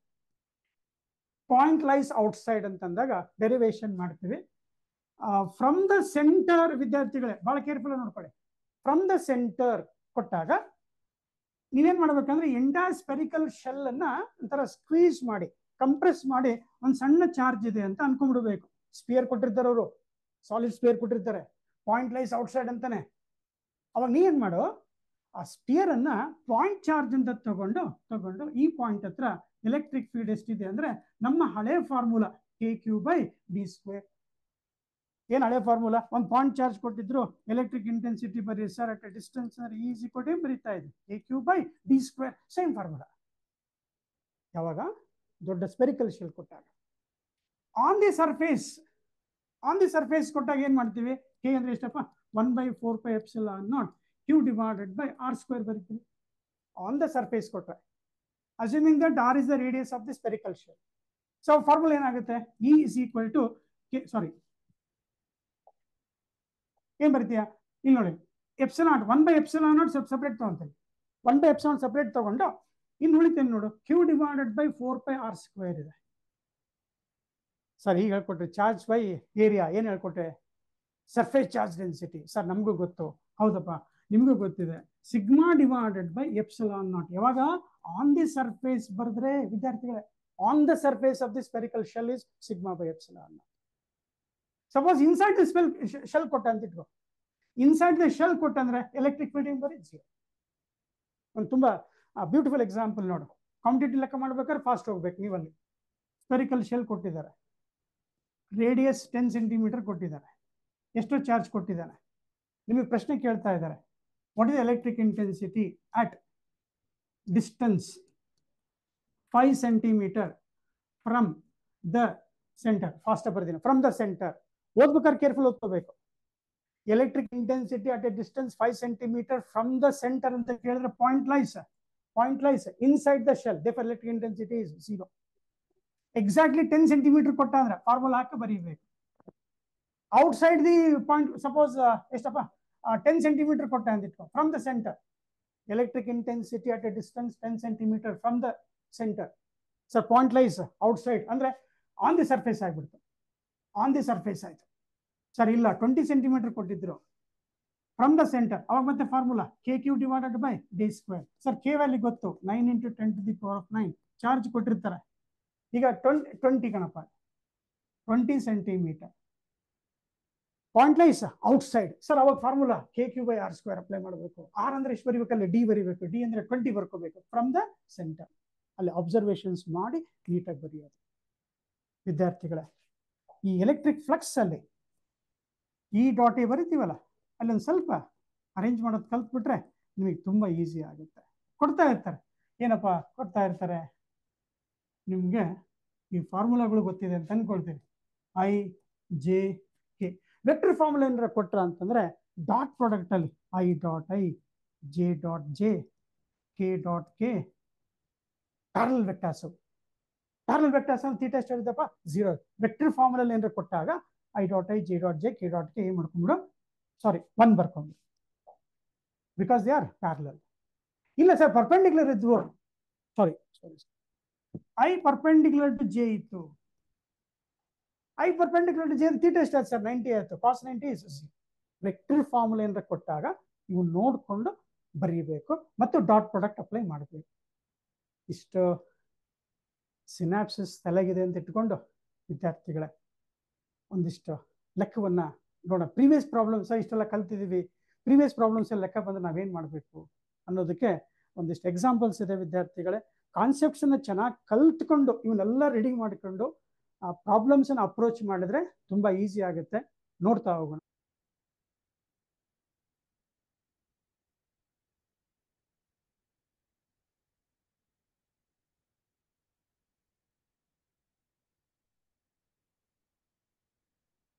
ವಿದ್ಯಾರ್ಥಿಗಳೇ, ನಿಮಗೆ ಕ್ವಶನ್ ಕಾಣಿಸುತ್ತೆ ಅಂತ ಅನಿಸ್ತದೆ. ಒಂದೊಂದೇ ನೋಡ್ತಾ ಹೋಗೋಣ. A Gaussian sphere encloses. ನಾನು ಹೇಳಿದೆ ಒಂದು imaginary surface which encloses the surface to which you can apply Gauss law is called Gaussian surface. ಯಾವ ಕ್ಲೋಸ್ಡ್ ಸರ್ಫೇಸ್ ಅಂತ ಇಮ್ಯಾಜಿನ್ ಮಾಡ್ತೀವೋ ಅದರೊಳಗಡೆ ಚಾರ್ಜ್ ಇರಬೇಕು, ಟೋಟಲ್ ಚಾರ್ಜ್ ಕಂಡುಹಿಡಿಯಬೇಕು. ಆ ಇಮ್ಯಾಜಿನ್ ಸರ್ಫೇಸಿಗೆ ಗಾಸ್ ಲಾ ಅಪ್ಲೈ ಮಾಡ್ತೀವಿ. ಆ ಗಾಸ್ ನ ಸರ್ಫೇಸಿಗೆ ಒಂದು ಪರ್ಟಿಕ್ಯುಲರ್ ಡೈರೆಕ್ಷನ್ ಇರುತ್ತೆ.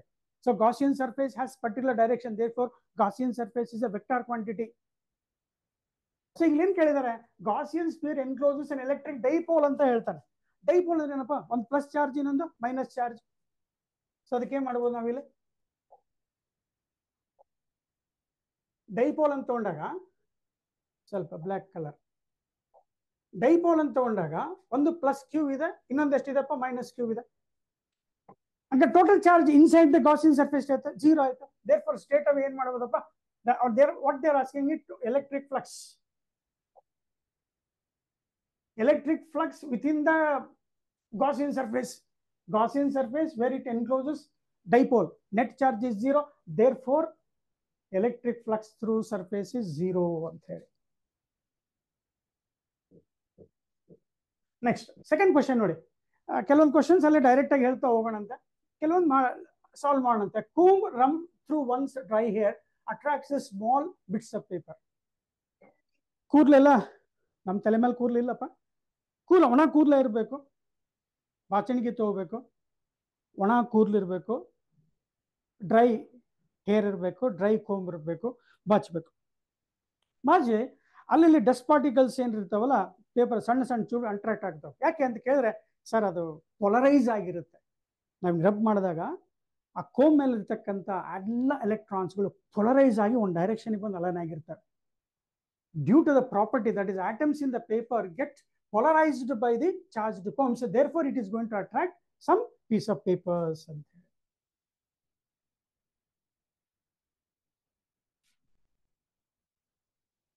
Again, dear students, I think it is visible. ನೋಡ್ತಾ ಹೋಗಿ, a simple pendulum has a length L and mass of the bob M. The bob is given a charge of Q. ಚಾರ್ಜಿಗೆ coulomb ಕೊಟ್ಟಿದ್ದಾರೆ. The pendulum is suspended between the vertical plates. ಎರಡು vertical plates ಕೊಟ್ಟಿದ್ದಾರೆ, charged parallel plates ಅಂತಾನೆ. If E is the electric field strength between the plates, the time period of pendulum is ಅಂದ ತಕ್ಷಣ sir ಏನೋ ಕೇಳಿದ್ದಾರೆ, options ಹಿಂಗೆ ಕೊಟ್ಟಿದ್ದಾನೆ. Options ಹಿಂಗಿದೆ, ನಮ್ಮ ಅಪ್ರೋಚ್ ಹೆಂಗಿರಬೇಕು sir, how should I approach? ಇಲ್ಲೇನಿದೆ, ಎರಡು ಪ್ಯಾರಲಲ್ ಪ್ಲೇಟ್ ಇದಾವೆ, ಒಂದು ಪಾಸಿಟಿವ್ ಚಾರ್ಜ್ ಪ್ಲೇಟ್ ಇದೆ, ಇನ್ನೊಂದು ನೆಗೆಟಿವ್ ಚಾರ್ಜ್ ಪ್ಲೇಟ್ ಇದೆ. ಹೇಳಿದೀವಲ್ಲ ಏನಂತ, so electric field is from positive to negative charge. ಇಲ್ಲೇನಾಗಿದೆ, ಒಂದು ಪೆಂಡುಲಮ್ ಸಸ್ಪೆಂಡ್ ಮಾಡಿದ್ದಾರೆ. ಅವಾಗ ಏನಾಗುತ್ತೆ, ಇದು ಚಾರ್ಜ್ ಪಾರ್ಟಿಕಲ್ ಇದೆ, ಪಾಸಿಟಿವ್ ಚಾರ್ಜ್ ನಾ ಹೇಳ್ಕೊಟ್ಟಿದ್ವಿ. ಪಾಸಿಟಿವ್ ಚಾರ್ಜ್ ಪಾರ್ಟಿ ಏನಾಗುತ್ತಪ್ಪ, it moves along the direction of electric field. ಹಾಗಾದ್ರೆ ಇಲ್ಲಿ ಹೋಯ್ತಲ್ಲ, ಇಲ್ಲಿ ಎಷ್ಟು ಫೋರ್ಸ್ ಆಯ್ತು ಅಂತ ಕೇಳಿದ್ರೆ ಇ ಇಂಟು ಕ್ಯೂ ಅಂತ ಬರೀತೀಯ. ಎಷ್ಟು ಫೋರ್ಸ್ ಆಕ್ಟ್ ಆಗ್ತಾ ಇದೆ, ಇ ಕ್ಯೂ. ಯಾವ ಕಡೆ, along the direction of field, because bob is positively charge. ನೋಡಿ, ಥಿಯರಿ ಚೆನ್ನಾಗಿ ಗೊತ್ತಿದ್ರೆ ಇಲ್ಲಿ ಎಷ್ಟು ಈಸಿ ಆಗುತ್ತೆ. ಆಮೇಲೆ ಇನ್ನೊಂದು ಏನಾಗ್ತಾ ಆಗ್ತಿರುತ್ತಪ್ಪ, ಗ್ರಾವಿಟಿ ಇರುತ್ತೆ, ಅದು ಕೂಡ ಫೋರ್ಸ್. ಹಂಗಾರೆ two vectors inclined by angle ಅಂತ ಕೇಳಿದಾಗ ಎಲ್ಲಿ ಹೋಗ್ಬೇಕು sir, it should move along the resultant vectors ಅಂತ ಕಲ್ತಿದ್ದೀರಪ್ಪ ನೀವು. R is equal to root of t square plus Q square plus 2pq cos theta ಅಂತ ಕಲ್ತಿದ್ದೀರಾ. where theta is angle between the two vectors. what is the angle between the two vectors here? 90. cos 90 ಎಷ್ಟಾಯ್ತು, 0 ಆಯ್ತು. Sir ಹಂಗಾರೆ ಏನು ಉಳಿತು, p square plus Q square under root ಉಳಿತು. ಹಾಗಿದ್ದಾಗ net gravity force mg dash, sorry, net gravity force ಯಾವ ಕಡೆ ಆಗ್ತಾ ಇದೆ ಸರ್, ಅಲಾಂಗ್ ದ ರಿಸಲ್ಟೆಂಟ್ ಆಗ್ತಾ ಇದೆ. ಹಂಗಾರೆ mg ಡ್ಯಾಶ್ ಸ್ಕ್ವೇರ್ ಬರಿಯಪ್ಪ, mg ಡ್ಯಾಶ್ ಸ್ಕ್ವೇರ್ ಬರಿ ಅಂತಂದ್ರೆ ಇಸ್ ಈಕ್ವಲ್ ಟು, ಸರ್ ಗೊತ್ತಲ್ಲ, ಏನ್ ಗೊತ್ತು ಸರ್, ಪೈಥಾಗೊರಸ್ ಥಿಯರಮ್ ಗೊತ್ತಿದೆ ಸರ್, ಇ ಕ್ಯೂ ಸ್ಕ್ವೇರ್. ಇದನ್ನ ನೋಡ್ತಿದ್ದಂಗೆ ಸ್ವಲ್ಪ ವಿದ್ಯಾರ್ಥಿಗಳೇ ನಿಮ್ಗೆ ಆನ್ಸರ್ ಅನಲೈಸ್ ಮಾಡೋದು ಗೊತ್ತಾಯ್ತು ಅನ್ಕೊಂಡ್ಬಿಡ್ತೀನಿ. ಸರ್ ಇಷ್ಟಾದ್ಮೇಲೆ ಟೈಮ್ ಪೀರಿಯಡ್ ಕೇಳಿದ್ದಾರೆ, time period is equal to 2π into root of L by G dash ಅಂತ ಇರುತ್ತೆ. ಸಿಂಪಲ್ ಪೆಂಡುಲಮ್ ಗೊತ್ತಿದೆ. ಹಂಗಾರೆ ಜಿ ಡ್ಯಾಶ್ ಇದೆಯಲ್ಲ ಸರ್, ಇಲ್ಲಿ ಅರೇಂಜ್ ಮಾಡ್ಕೋಬೇಕು. ಏನ್ ಮಾಡ್ಬೇಕು, ಎಂ ಸ್ಕ್ವೇರ್ ತೆಗಿಬೇಕು. ಎಂ ಸ್ಕ್ವೇರ್ ತೆಗಿಬೇಕಾದ್ರೆ divide root by M square, ಮತ್ತೆ ಹೋಲ್ ಸ್ಕ್ವೇರ್ ಇದೆ, ಹೋದ್ರೆ ಏನಾಗುತ್ತೆ, ಅಂಡರ್ ರೂಟ್ ಆಗಿಬಿಡುತ್ತೆ. ಸರ್ ಗೊತ್ತಾಯ್ತಲ್ಲ. ಸೊ ಆಪ್ಷನ್ ಏನ್ ನೋಡಿಯಪ್ಪ, ಹಂಗಾರೆ ಇದು ಯಾವ್ದು ಬರಲ್ಲ ನೋಡಿ. ಕೆಲವೊಂದು ಟೈಮು ಇದು ಕಾನ್ಸೆಪ್ಟ್ ಗೊತ್ತಾದ ತಕ್ಷಣ ಟಕ್ ಅಂತೇಳಿ ಆಪ್ಷನ್ಸ್ ಅನ್ನ ಸರ್ಚ್ ಮಾಡ್ತಾ ಇರಬೇಕು, ಹೊಡಿಬೇಕು, ಆಪ್ಷನ್ ಅನ್ನ ಬರೀಬೇಕು, ಹೋಗ್ಬೇಕು. I think understood dear students. Okay, next question.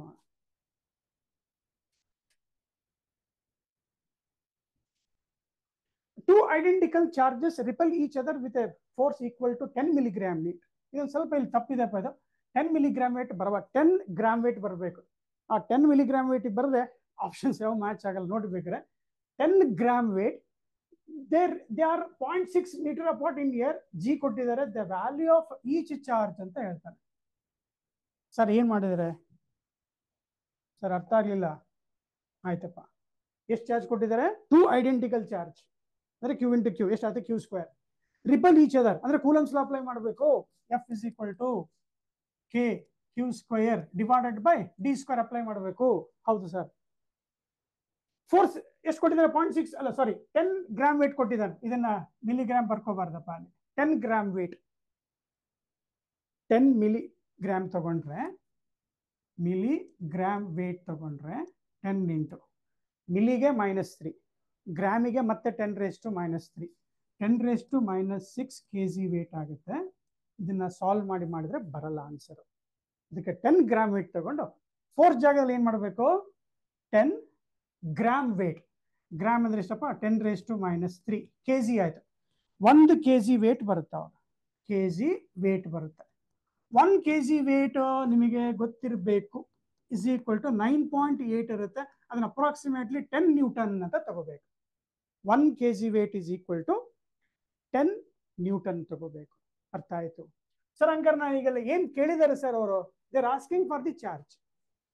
ನೋಡಪ್ಪ, ಅಲ್ಲಿ ಎಲ್ಲ ಬರ್ಕೊಂಡು ಕನ್ಫ್ಯೂಸ್ ಮಾಡ್ಕೊಳ್ಳೋದಕ್ಕಿಂತ ಅನ್ನೋನ್ ಡೇಟಾನ ಲೆಫ್ಟ್ ಸೈಡ್ ತಗೋಬೇಕು.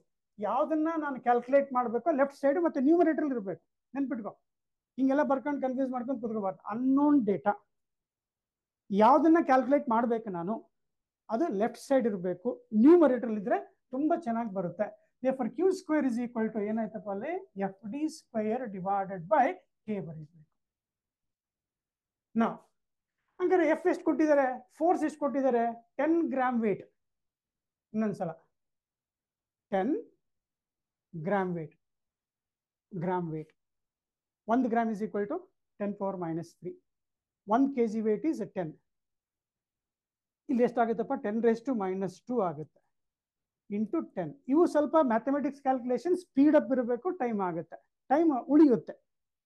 ಕಡಿಮೆ ಟೈಮ್ ಸಾಲ್ವ್ ಮಾಡ್ಲಿಕ್ಕೆ. ಅಂದ್ರೆ ಎಷ್ಟಾಯ್ತು? 10⁻⁻1 ಆಯ್ತು. ಫೋರ್ಸ್ ಎಷ್ಟು ಬಂತು? 10⁻⁻1. ಡಿ ಸ್ಕ್ವೇರ್ ಕೊಟ್ಟಿದ್ದಾರೆ. ಎಷ್ಟಿದೆಪ್ಪ? 0.6 ಸ್ಕ್ವೇರ್ ಇದೆ, ಹಂಗೆ ಇರಲಿ ಅದು. ಡಿವೈಡೆಡ್ ಬೈ ಕೆ ವ್ಯಾಲ್ಯೂ ಕೊಟ್ಟಿದ್ದಾರೆ. 9 × 10⁻⁹ ಕೊಟ್ಟಿದ್ದಾರೆ. ಕೊಟ್ಟಿರಲ್ಲ, ಗೊತ್ತಿರುತ್ತಪ್ಪ ಅದು. ಹೌದು ಸರ್. ನೆಕ್ಸ್ಟ್ ಏನಪ್ಪಾ ಸರ್? ಸಿಂಪ್ಲಿಫಿಕೇಶನ್ ಮಾಡೋಣ. ಹೌದಾ? ಈ 9 ಅನ್ನ ಮೇಲ್ ತಗೊಂಡ್ಬಿಟ್ಟು ಎಷ್ಟಾಗುತ್ತಪ್ಪ?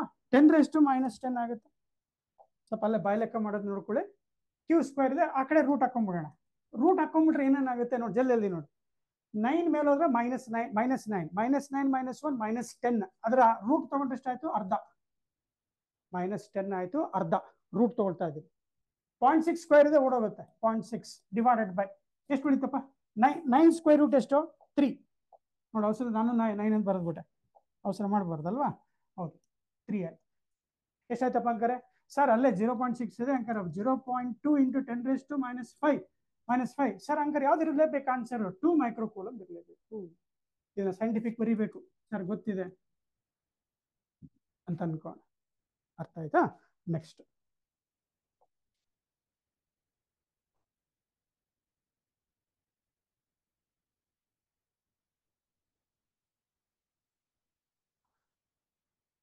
ಪ್ರಾಬ್ಲಮ್ ಏನಂತಾನೆ, an alpha particle of mass, alpha particle ಅಂತ ಕೊಟ್ಟಿದ್ದಾರೆ. ಅದರ ಮಾಸ್ ಕೊಟ್ಟಿದ್ದಾರೆ, ಚಾರ್ಜ್ ಕೊಟ್ಟಿದ್ದಾರೆ, is situated in a uniform electric field ಕೊಟ್ಟಿದ್ದಾರೆ. Then velocity of the particle. ವಿದ್ಯಾರ್ಥಿಗಳು ಆಗ್ಲೇ ನಾವು ನೋಡ್ತಾ ಇದ್ವಿ. ಏನ್ ನೋಡ್ತಾ ಇದ್ವಿ sir? Equation of straight line ಬರೋದು ಗೊತ್ತಿರಬೇಕಪ್ಪ ಅಂತ ಹೇಳ್ತಾ ಇದ್ವಿ. ಇಕ್ವೇಶನ್ v = u + at ಇರುತ್ತೆ. ಈಗ ನೋಡಿ, ನಮ್ಗೆ ಏನ್ ಕೊಟ್ಟಿದ್ದಾರೆ? ಚಾರ್ಜ್ ಕೊಟ್ಟಿದ್ದಾರೆ, ವೆಲಾಸಿಟಿ, ಇದು ಎಲೆಕ್ಟ್ರಿಕ್ ಫೀಲ್ಡ್ ಕೊಟ್ಟಿದ್ದಾರೆ, ವೆಲಾಸಿಟಿ ಕೇಳ್ತಾರೆ, ಟೈಮ್ ಕೊಟ್ಟಿಲ್ಲ. Particle mass start from rest v = voice break ಆಗ್ತಿದೆ sir. What sir? eq divided by m × t. ಇದನ್ನ ಬರ್ಕೊಂಡ್ವಿ ಸರ್. ಇಲ್ಲಿ ನಮ್ಗೆ ಸಿಚುಯೇಟೆಡ್ ಇನ್ ಯೂನಿಫಾರ್ಮ್ ಟೈಮ್ ಕೇಳಿಲ್ಲಲ್ಲ, ಅದಕ್ಕೇನ್ ಮಾಡ್ಬೇಕು ಸರ್? ಟೈಮ್ ಗೊತ್ತಿಲ್ಲಲ್ಲ.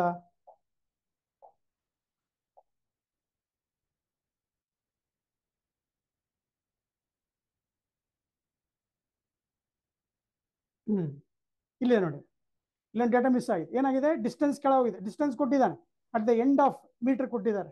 ಸೊ ಅವಾಗ ಏನು ಮಾಡ್ಬೇಕು ನೀನು, ಸರ್ ವಿ ಸ್ಕ್ವಯರ್ ಆಗಲೇ V is equal to U plus A T ಬರ್ಕೊಂಡೆ, ಬರಲಿಲ್ಲ.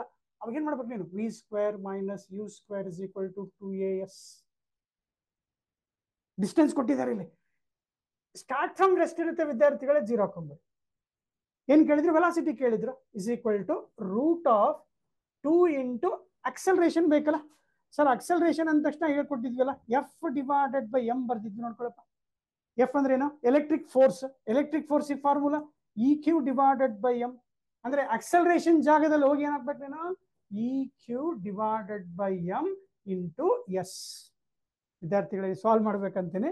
ಈ ಎಸ್ ಅನ್ನ ಇಲ್ಲಿ ಸಬ್ಸ್ಟಿಟ್ಯೂಟ್, ನಿಮಗೆ ಮೆಥಡ್ ಹೇಳ್ಕೊಟ್ಟಿದ್ದೀನಿ, ಸಬ್ಸ್ಟಿಟ್ಯೂಷನ್ ಮಾಡೋದು ಬೇಕಾದ್ರೆ ಹೇಳ್ಕೊಟ್ಬಿಡ್ತೀನಪ್ಪ. ನೋಡಿ, ವಿ ಇಸ್ ಈಕ್ವಲ್ ಟು 2 ಹಂಗೆ ಇಟ್ಕೊಳ್ಳಿ.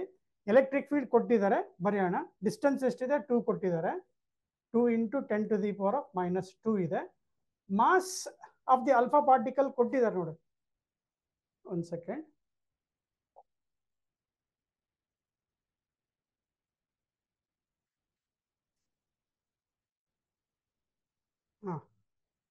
Mass of the alpha particle ಇದೆ.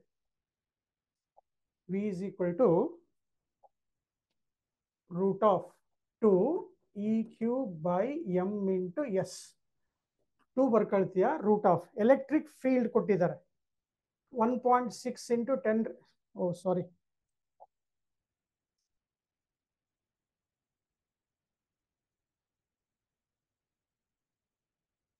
V is equal to root of 2 E Q by M into S. 2 ಹಂಗೆ ಇಟ್ಕೋ. ಎಲೆಕ್ಟ್ರಿಕ್ ಫೀಲ್ಡ್ ಎಷ್ಟು ಕೊಟ್ಟಿದ್ದಾರಪ್ಪ ಅಲ್ಲಿ, 1.6 10 raised to -5.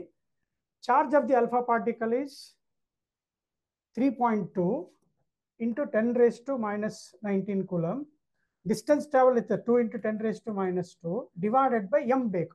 Mass of the alpha particle is 6.4 into 10 raised to -27. ಇದು data ಹಿಂಗೆ ಕೊಟ್ಟು ಬರ್ಕೊಂಡು ಸ್ವಲ್ಪ ಸ್ಕ್ರೀನ್ ಅಡ್ಜಸ್ಟ್ ಮಾಡೋದು ಡಿಲೇ ಆಯ್ತು ವಿದ್ಯಾರ್ಥಿಗಳೇ. ಇಲ್ಲಿ ನೋಡಪ್ಪ, ಇಲ್ಲಿ ಏನೇನು ಮಾಡ್ಬೋದು ನಾವು, ಫಾಸ್ಟ್ ಆಗಿ ನೋಡೋದಿಲ್ಲಿ 16 32 3.2 3.2 ಇಂಟು 2 6.4. ಇದು ಕ್ಯಾನ್ಸಲ್ ಆಗಿಬಿಡುತ್ತೆ ಸರ್. ಹಾಗಾದ್ರೆ ಏನು ಉಳಿತು, 3.2 ಉಳಿತು. ಮತ್ತೇನು 10 ಟು ದಿ ಪವರ್ ಆಫ್ ಮಾಡ್ಕೋಬೇಕು. 3.2 ನಾನು ಹಂಗೆ 32 ಅನ್ಕೋತೀನಿ. ಅನ್ಕೊಂಡು 16 ಇಂಟು 2 ಬರ್ಕೊಂಡ್ರೆ ರೂಟ್ 16 ಎಷ್ಟಪ್ಪ, 4 ರೂಟ್ 2 ಇಂಟು 10 ಪವರ್ ಇರುತ್ತೆ. ಇಲ್ಲಿ ಒಂದು ಏನು ನೀವು ಲಾಜಿಕ್ ತಗೋಬೇಕು, ಸಿಂಪ್ಲಿಫೈ ಮಾಡಿದ್ಮೇಲೆ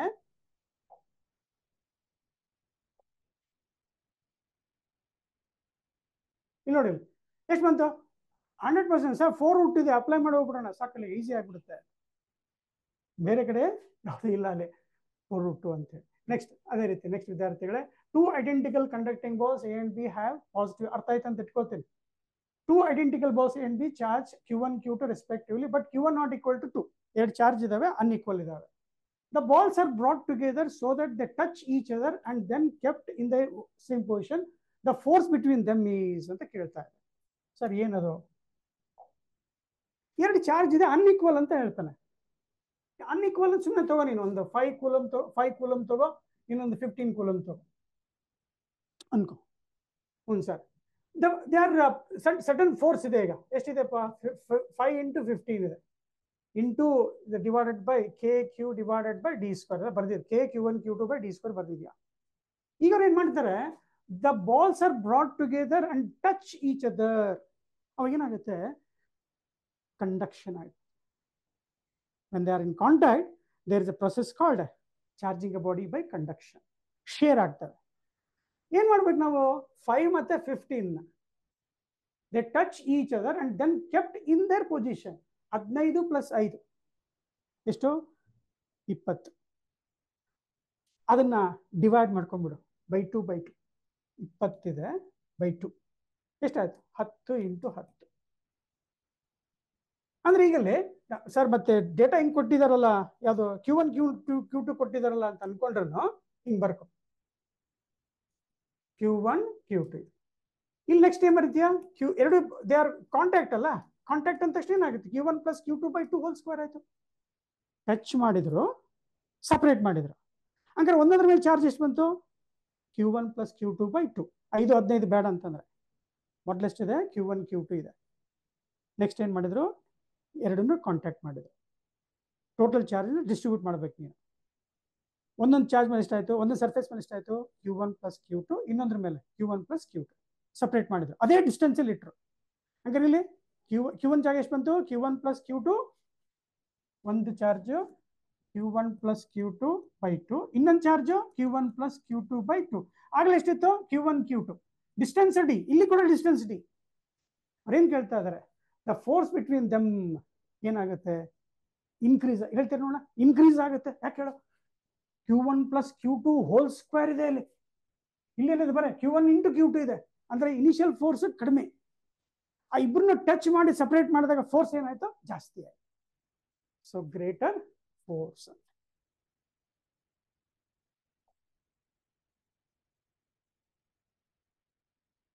ನೆಕ್ಸ್ಟ್ ವಿದ್ಯಾರ್ಥಿಗಳೇ,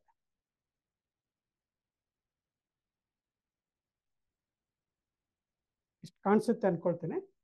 two small spheres of mass M1 and M2, M1 and M2 attach ಮಾಡಿದ್ದಾರೆ ಬೈ ದ ಸ್ಟ್ರಿಂಗ್ಸ್, ಥ್ರೆಡ್ ಜೊತೆಗೆ ಅಟ್ಯಾಚ್ ಮಾಡಿದ್ದಾರೆ, Q1 Q2 respectively. The spheres are suspended such that they are in the same level. ಅದು ಒಂದೇ same level ಇದೆ, ಒಂದು horizontal level ಅಲ್ಲಿ. Makes an angle θ1 and θ2 to the vertical. Which one of the following condition is essential if θ1 is equal to θ? ಅರ್ಥ ಆಗಿದೆ ಅಂತ ಅನ್ಕೊಂಡು ಇಲ್ಲಿ ಯಾವ ಕಂಡೀಷನ್ಗಳಿಗೆ ಏನಂತಾನೆ, θ1 is equal to θ2 ಅಂತ. ವಿದ್ಯಾರ್ಥಿಗಳೇ, ಲಾಸ್ಟ್ ನಾವು ನಿಮಗೆ ಹೇಳ್ಕೊಟ್ಟಿದ್ವಿ ಏನಂತ, ಇಕ್ವಿಲಿಬ್ರಿಯಂ ಮಾಡಬೇಕಪ್ಪ. ಇಕ್ವಿಲಿಬ್ರಿಯಂ ಮಾಡಬೇಕಂದ್ರೆ ಒಂದು mg ಫೋರ್ಸ್ ಇರುತ್ತೆ, ಇಲ್ಲೊಂದು ಟೆನ್ಷನ್ ಇರುತ್ತೆ, ರಿಪಲ್ಷನ್ ಇರುತ್ತೆ. Sir F is equal to mg tan θ ಹೇಳ್ಕೊಟ್ಟಿದ್ವಿ. ಈ ನೋಡಿ ಎಷ್ಟು ಎಲ್ಜಿ ಆಗುತ್ತೆ, ಎಷ್ಟು ಈಸಿ ಆಗುತ್ತೆ. ಹಂಗಾರೆ ಇಲ್ಲಿ M1 ಮತ್ತು M2 Q1 Q2 ಏನಾಗಿದ್ದಾವೆ, ಹಿಂಗೆ ರಿಪಲ್ ಆಗಿದ್ದಾವೆ. ಹಿಂಗೆ ರಿಪಲ್ ಆಗಿದೆ ಅಂದ್ರೆ by coulombs law mutual force of attraction is mutual. ಅಂದ್ರೆ F12 is equal to F21 ಇರುತ್ತೆ. ಇದ್ರ ಮೇಲೆ ಎಷ್ಟು ಫೋರ್ಸ್ ಇರುತ್ತೆ, ಅಷ್ಟೇ ಫೋರ್ಸ್ ಇರುತ್ತೆ, magnitude, but opposite in direction. They constitute like action and reaction pairs as that in Newton's third law of motion. ಆ concept use ಮಾಡಿಕೊಂಡು ಏನು ಮಾಡು, ನಾ ಮ್ಯಾಗ್ನಿಟ್ಯೂಡ್ ಅಷ್ಟೇ ತಗೋಬೇಕು. ಈಗ ಸರ್ ಅದನ್ನೆಲ್ಲ ಹೇಳ್ಕೊಟ್ಟಿದ್ದಾರೆ, ರಿಸಾಲ್ವ್ ಮಾಡೋದನ್ನ ಹೇಳ್ಕೊಟ್ಟಿದ್ದೀನಿ.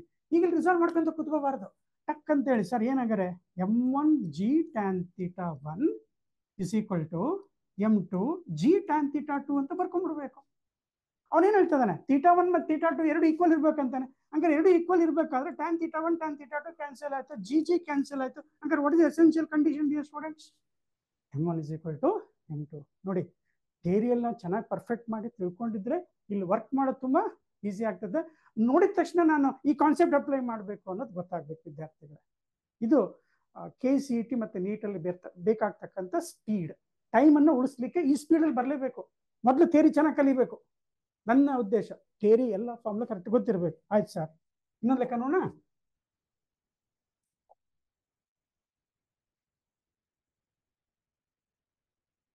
ಹಾ ನೋಡಿ, ನಿನ್ನೆ ಹೇಳ್ಕೊಟ್ಟಿದ್ದೆ ಬಂದಿದೆ. ಏನಕ್ಕೆ ಹೇಳ್ತಾ ನೋಡಿ, two identical charge space of material density rho suspended from the point, same extensible strings of equal length make an angle theta between the strings when they suspended in liquid density. ಗಾಳಿಯಲ್ಲಿತ್ತು, first ಗಾಳಿಯಲ್ಲಿತ್ತು, ಆಮೇಲೆ ನೀರಲ್ಲಿ ಹಾಕಿದ್ವಿ, ಏನಾಯ್ತು, ripple ಆಯ್ತು. ಇಲ್ಲಿ ಏನಾಯ್ತು, ನಮಗೆ ಡೈರೆಕ್ಟ್ರಿಕ್ ಕಾನ್ಸ್ಟೆಂಟ್ ಕೇಳ್ತಾ ಇದ್ದಾರೆ. ಡೈರೆಕ್ಟ್ರಿಕ್ ಕಾನ್ಸ್ಟೆಂಟ್ ಯಾವಾಗಲೂ ಗ್ರೇಟರ್ ದೆನ್ 1 ಆಗ್ಬೇಕಾದ್ರೆ ನಿನ್ನೆ ಕ್ಲಾಸಲ್ಲಿ ನೋಡಿದ್ದೆ, ನೆನಪಿದೆ ಅಂತ ಅನ್ಕೊಳ್ತೀನಪ್ಪ ವಿದ್ಯಾರ್ಥಿಗಳೇ. ρ0 ಡಿವೈಡೆಡ್ ಬೈ ρ0 ಮೈನಸ್ ρl. ρ0 ಅಂದ್ರೇನು, ಡೆನ್ಸಿಟಿ ಆಫ್ ದ ಆಬ್ಜೆಕ್ಟ್. ಈಗ ಹಂಗೆ ρ0 two identical charge space of material of density ρ ಅಂತ ಕೊಟ್ಟಿದ್ದಾನೆ, ρ divided by they are suspended in a liquid of density ಏನಂತಾನೆ, ρ ಸಿಗ್ಮಾ ಅಂತಾನೆ. ಹಂಗೆ ನಿಮ್ಮ ಫಾರ್ಮುಲಾ ρ ಮೈನಸ್ ಸಿಗ್ಮಾ. ನೋಡ್ಬಿಟ್ರೆ ನೀಟಾಗಿ ಸರ್ ನಿನ್ನೆ ಕೂಡ ಹೇಳಿದ್ವಿ ಏನಂತ, k ಗ್ರೇಟರ್ ದೆನ್ 1 ಇರಬೇಕಾದ್ರೆ ನಮ್ಮ ಡಿನಾಮಿನೇಟರ್ ಅಲ್ಲಿ ಕಡಿಮೆ ಇರೋಷ್ಟು ನೋಡ್ಕೋಬೇಕು. ρ ಮೈನಸ್ ಸಿಗ್ಮಾ ಇದು ಆದಷ್ಟು ಕಮ್ಮಿ ಆಗ್ತಾ ಇದೆ, ನ್ಯೂಮರೇಟರ್ ಜಾಸ್ತಿ ಇದೆ. ಸೊ ಒಂದೊಂದು ಟೈಮ್ ಈ ತರ ಲಾಜಿಕ್ ವರ್ಕೌಟ್ ಆಗ್ತವೆ, ಒಂದೊಂದು ಟೈಮ್ ವರ್ಕೌಟ್ ಆಗಲ್ಲಪ್ಪ. ಕಾನ್ಸೆಪ್ಟ್ ಇಲ್ಲಿ ಹೇಳ್ಕೊಟ್ಟಿದ್ದೀವಿ, ಇದರ ಮೇಲೆ ಬರೀಬೇಕು ವಿದ್ಯಾರ್ಥಿಗಳೇ. ಇನ್ನೊಂದು ಸ್ವಲ್ಪ ಲೆಕ್ಕಗಳು ಇದಾವೆ, ಸಮಯದ ಅಭಾವದಿಂದ ಇನ್ನೊಂದು ಕೆಮಿಸ್ಟ್ರಿ ಲೆಕ್ಚರ್ ಬಂದಿದ್ದಾರೆ. ಫಾರ್ಮುಲಾಗಳು ಪ್ರಾಕ್ಟೀಸ್ ಮಾಡ್ಕೊಳ್ಳಿ. ಮತ್ತೆ ಒಂದು ರಿಕ್ವೆಸ್ಟ್ ಏನಂದ್ರೆ, ಫಾರ್ಮುಲಾಸ್ನೆಲ್ಲ ಚೆನ್ನಾಗಿ ನೆನ್ಪಿಟ್ಕೊಂಡು ನೀವು ಪ್ರಾಕ್ಟೀಸ್ ಮಾಡಿದ್ರೆ ಪ್ರಾಬ್ಲಮ್ ಸಾಲ್ವ್ ಮಾಡೋದು ಈಸಿ ಆಗುತ್ತೆ. ನಮ್ಮ ಫಿಸಿಕ್ಸ್ ಅಲ್ಲಿ ಏನಂದ್ರೆ ಕಾನ್ಸೆಪ್ಟ್ಸ್ ಅನ್ನ ಸರಿಯಾಗಿ ಪ್ರಾಕ್ಟೀಸ್ ಮಾಡಿ ಪ್ರಾಬ್ಲಮ್ಸ್ ಈಸಿ ಆಗ್ತವೆ. ಹೇಳ್ತಾ ಇವತ್ತಿನ ಕ್ಲಾಸನ್ನು ಮುಗಿಸೋಣ. ನಾಳೆ ಮ್ಯಾಕ್ಸಿಮಮ್ ಪ್ರಾಬ್ಲಮ್ಸನ್ನು ಕಂಪ್ಲೀಟ್ ಮಾಡೋಣ. Thank you dear students.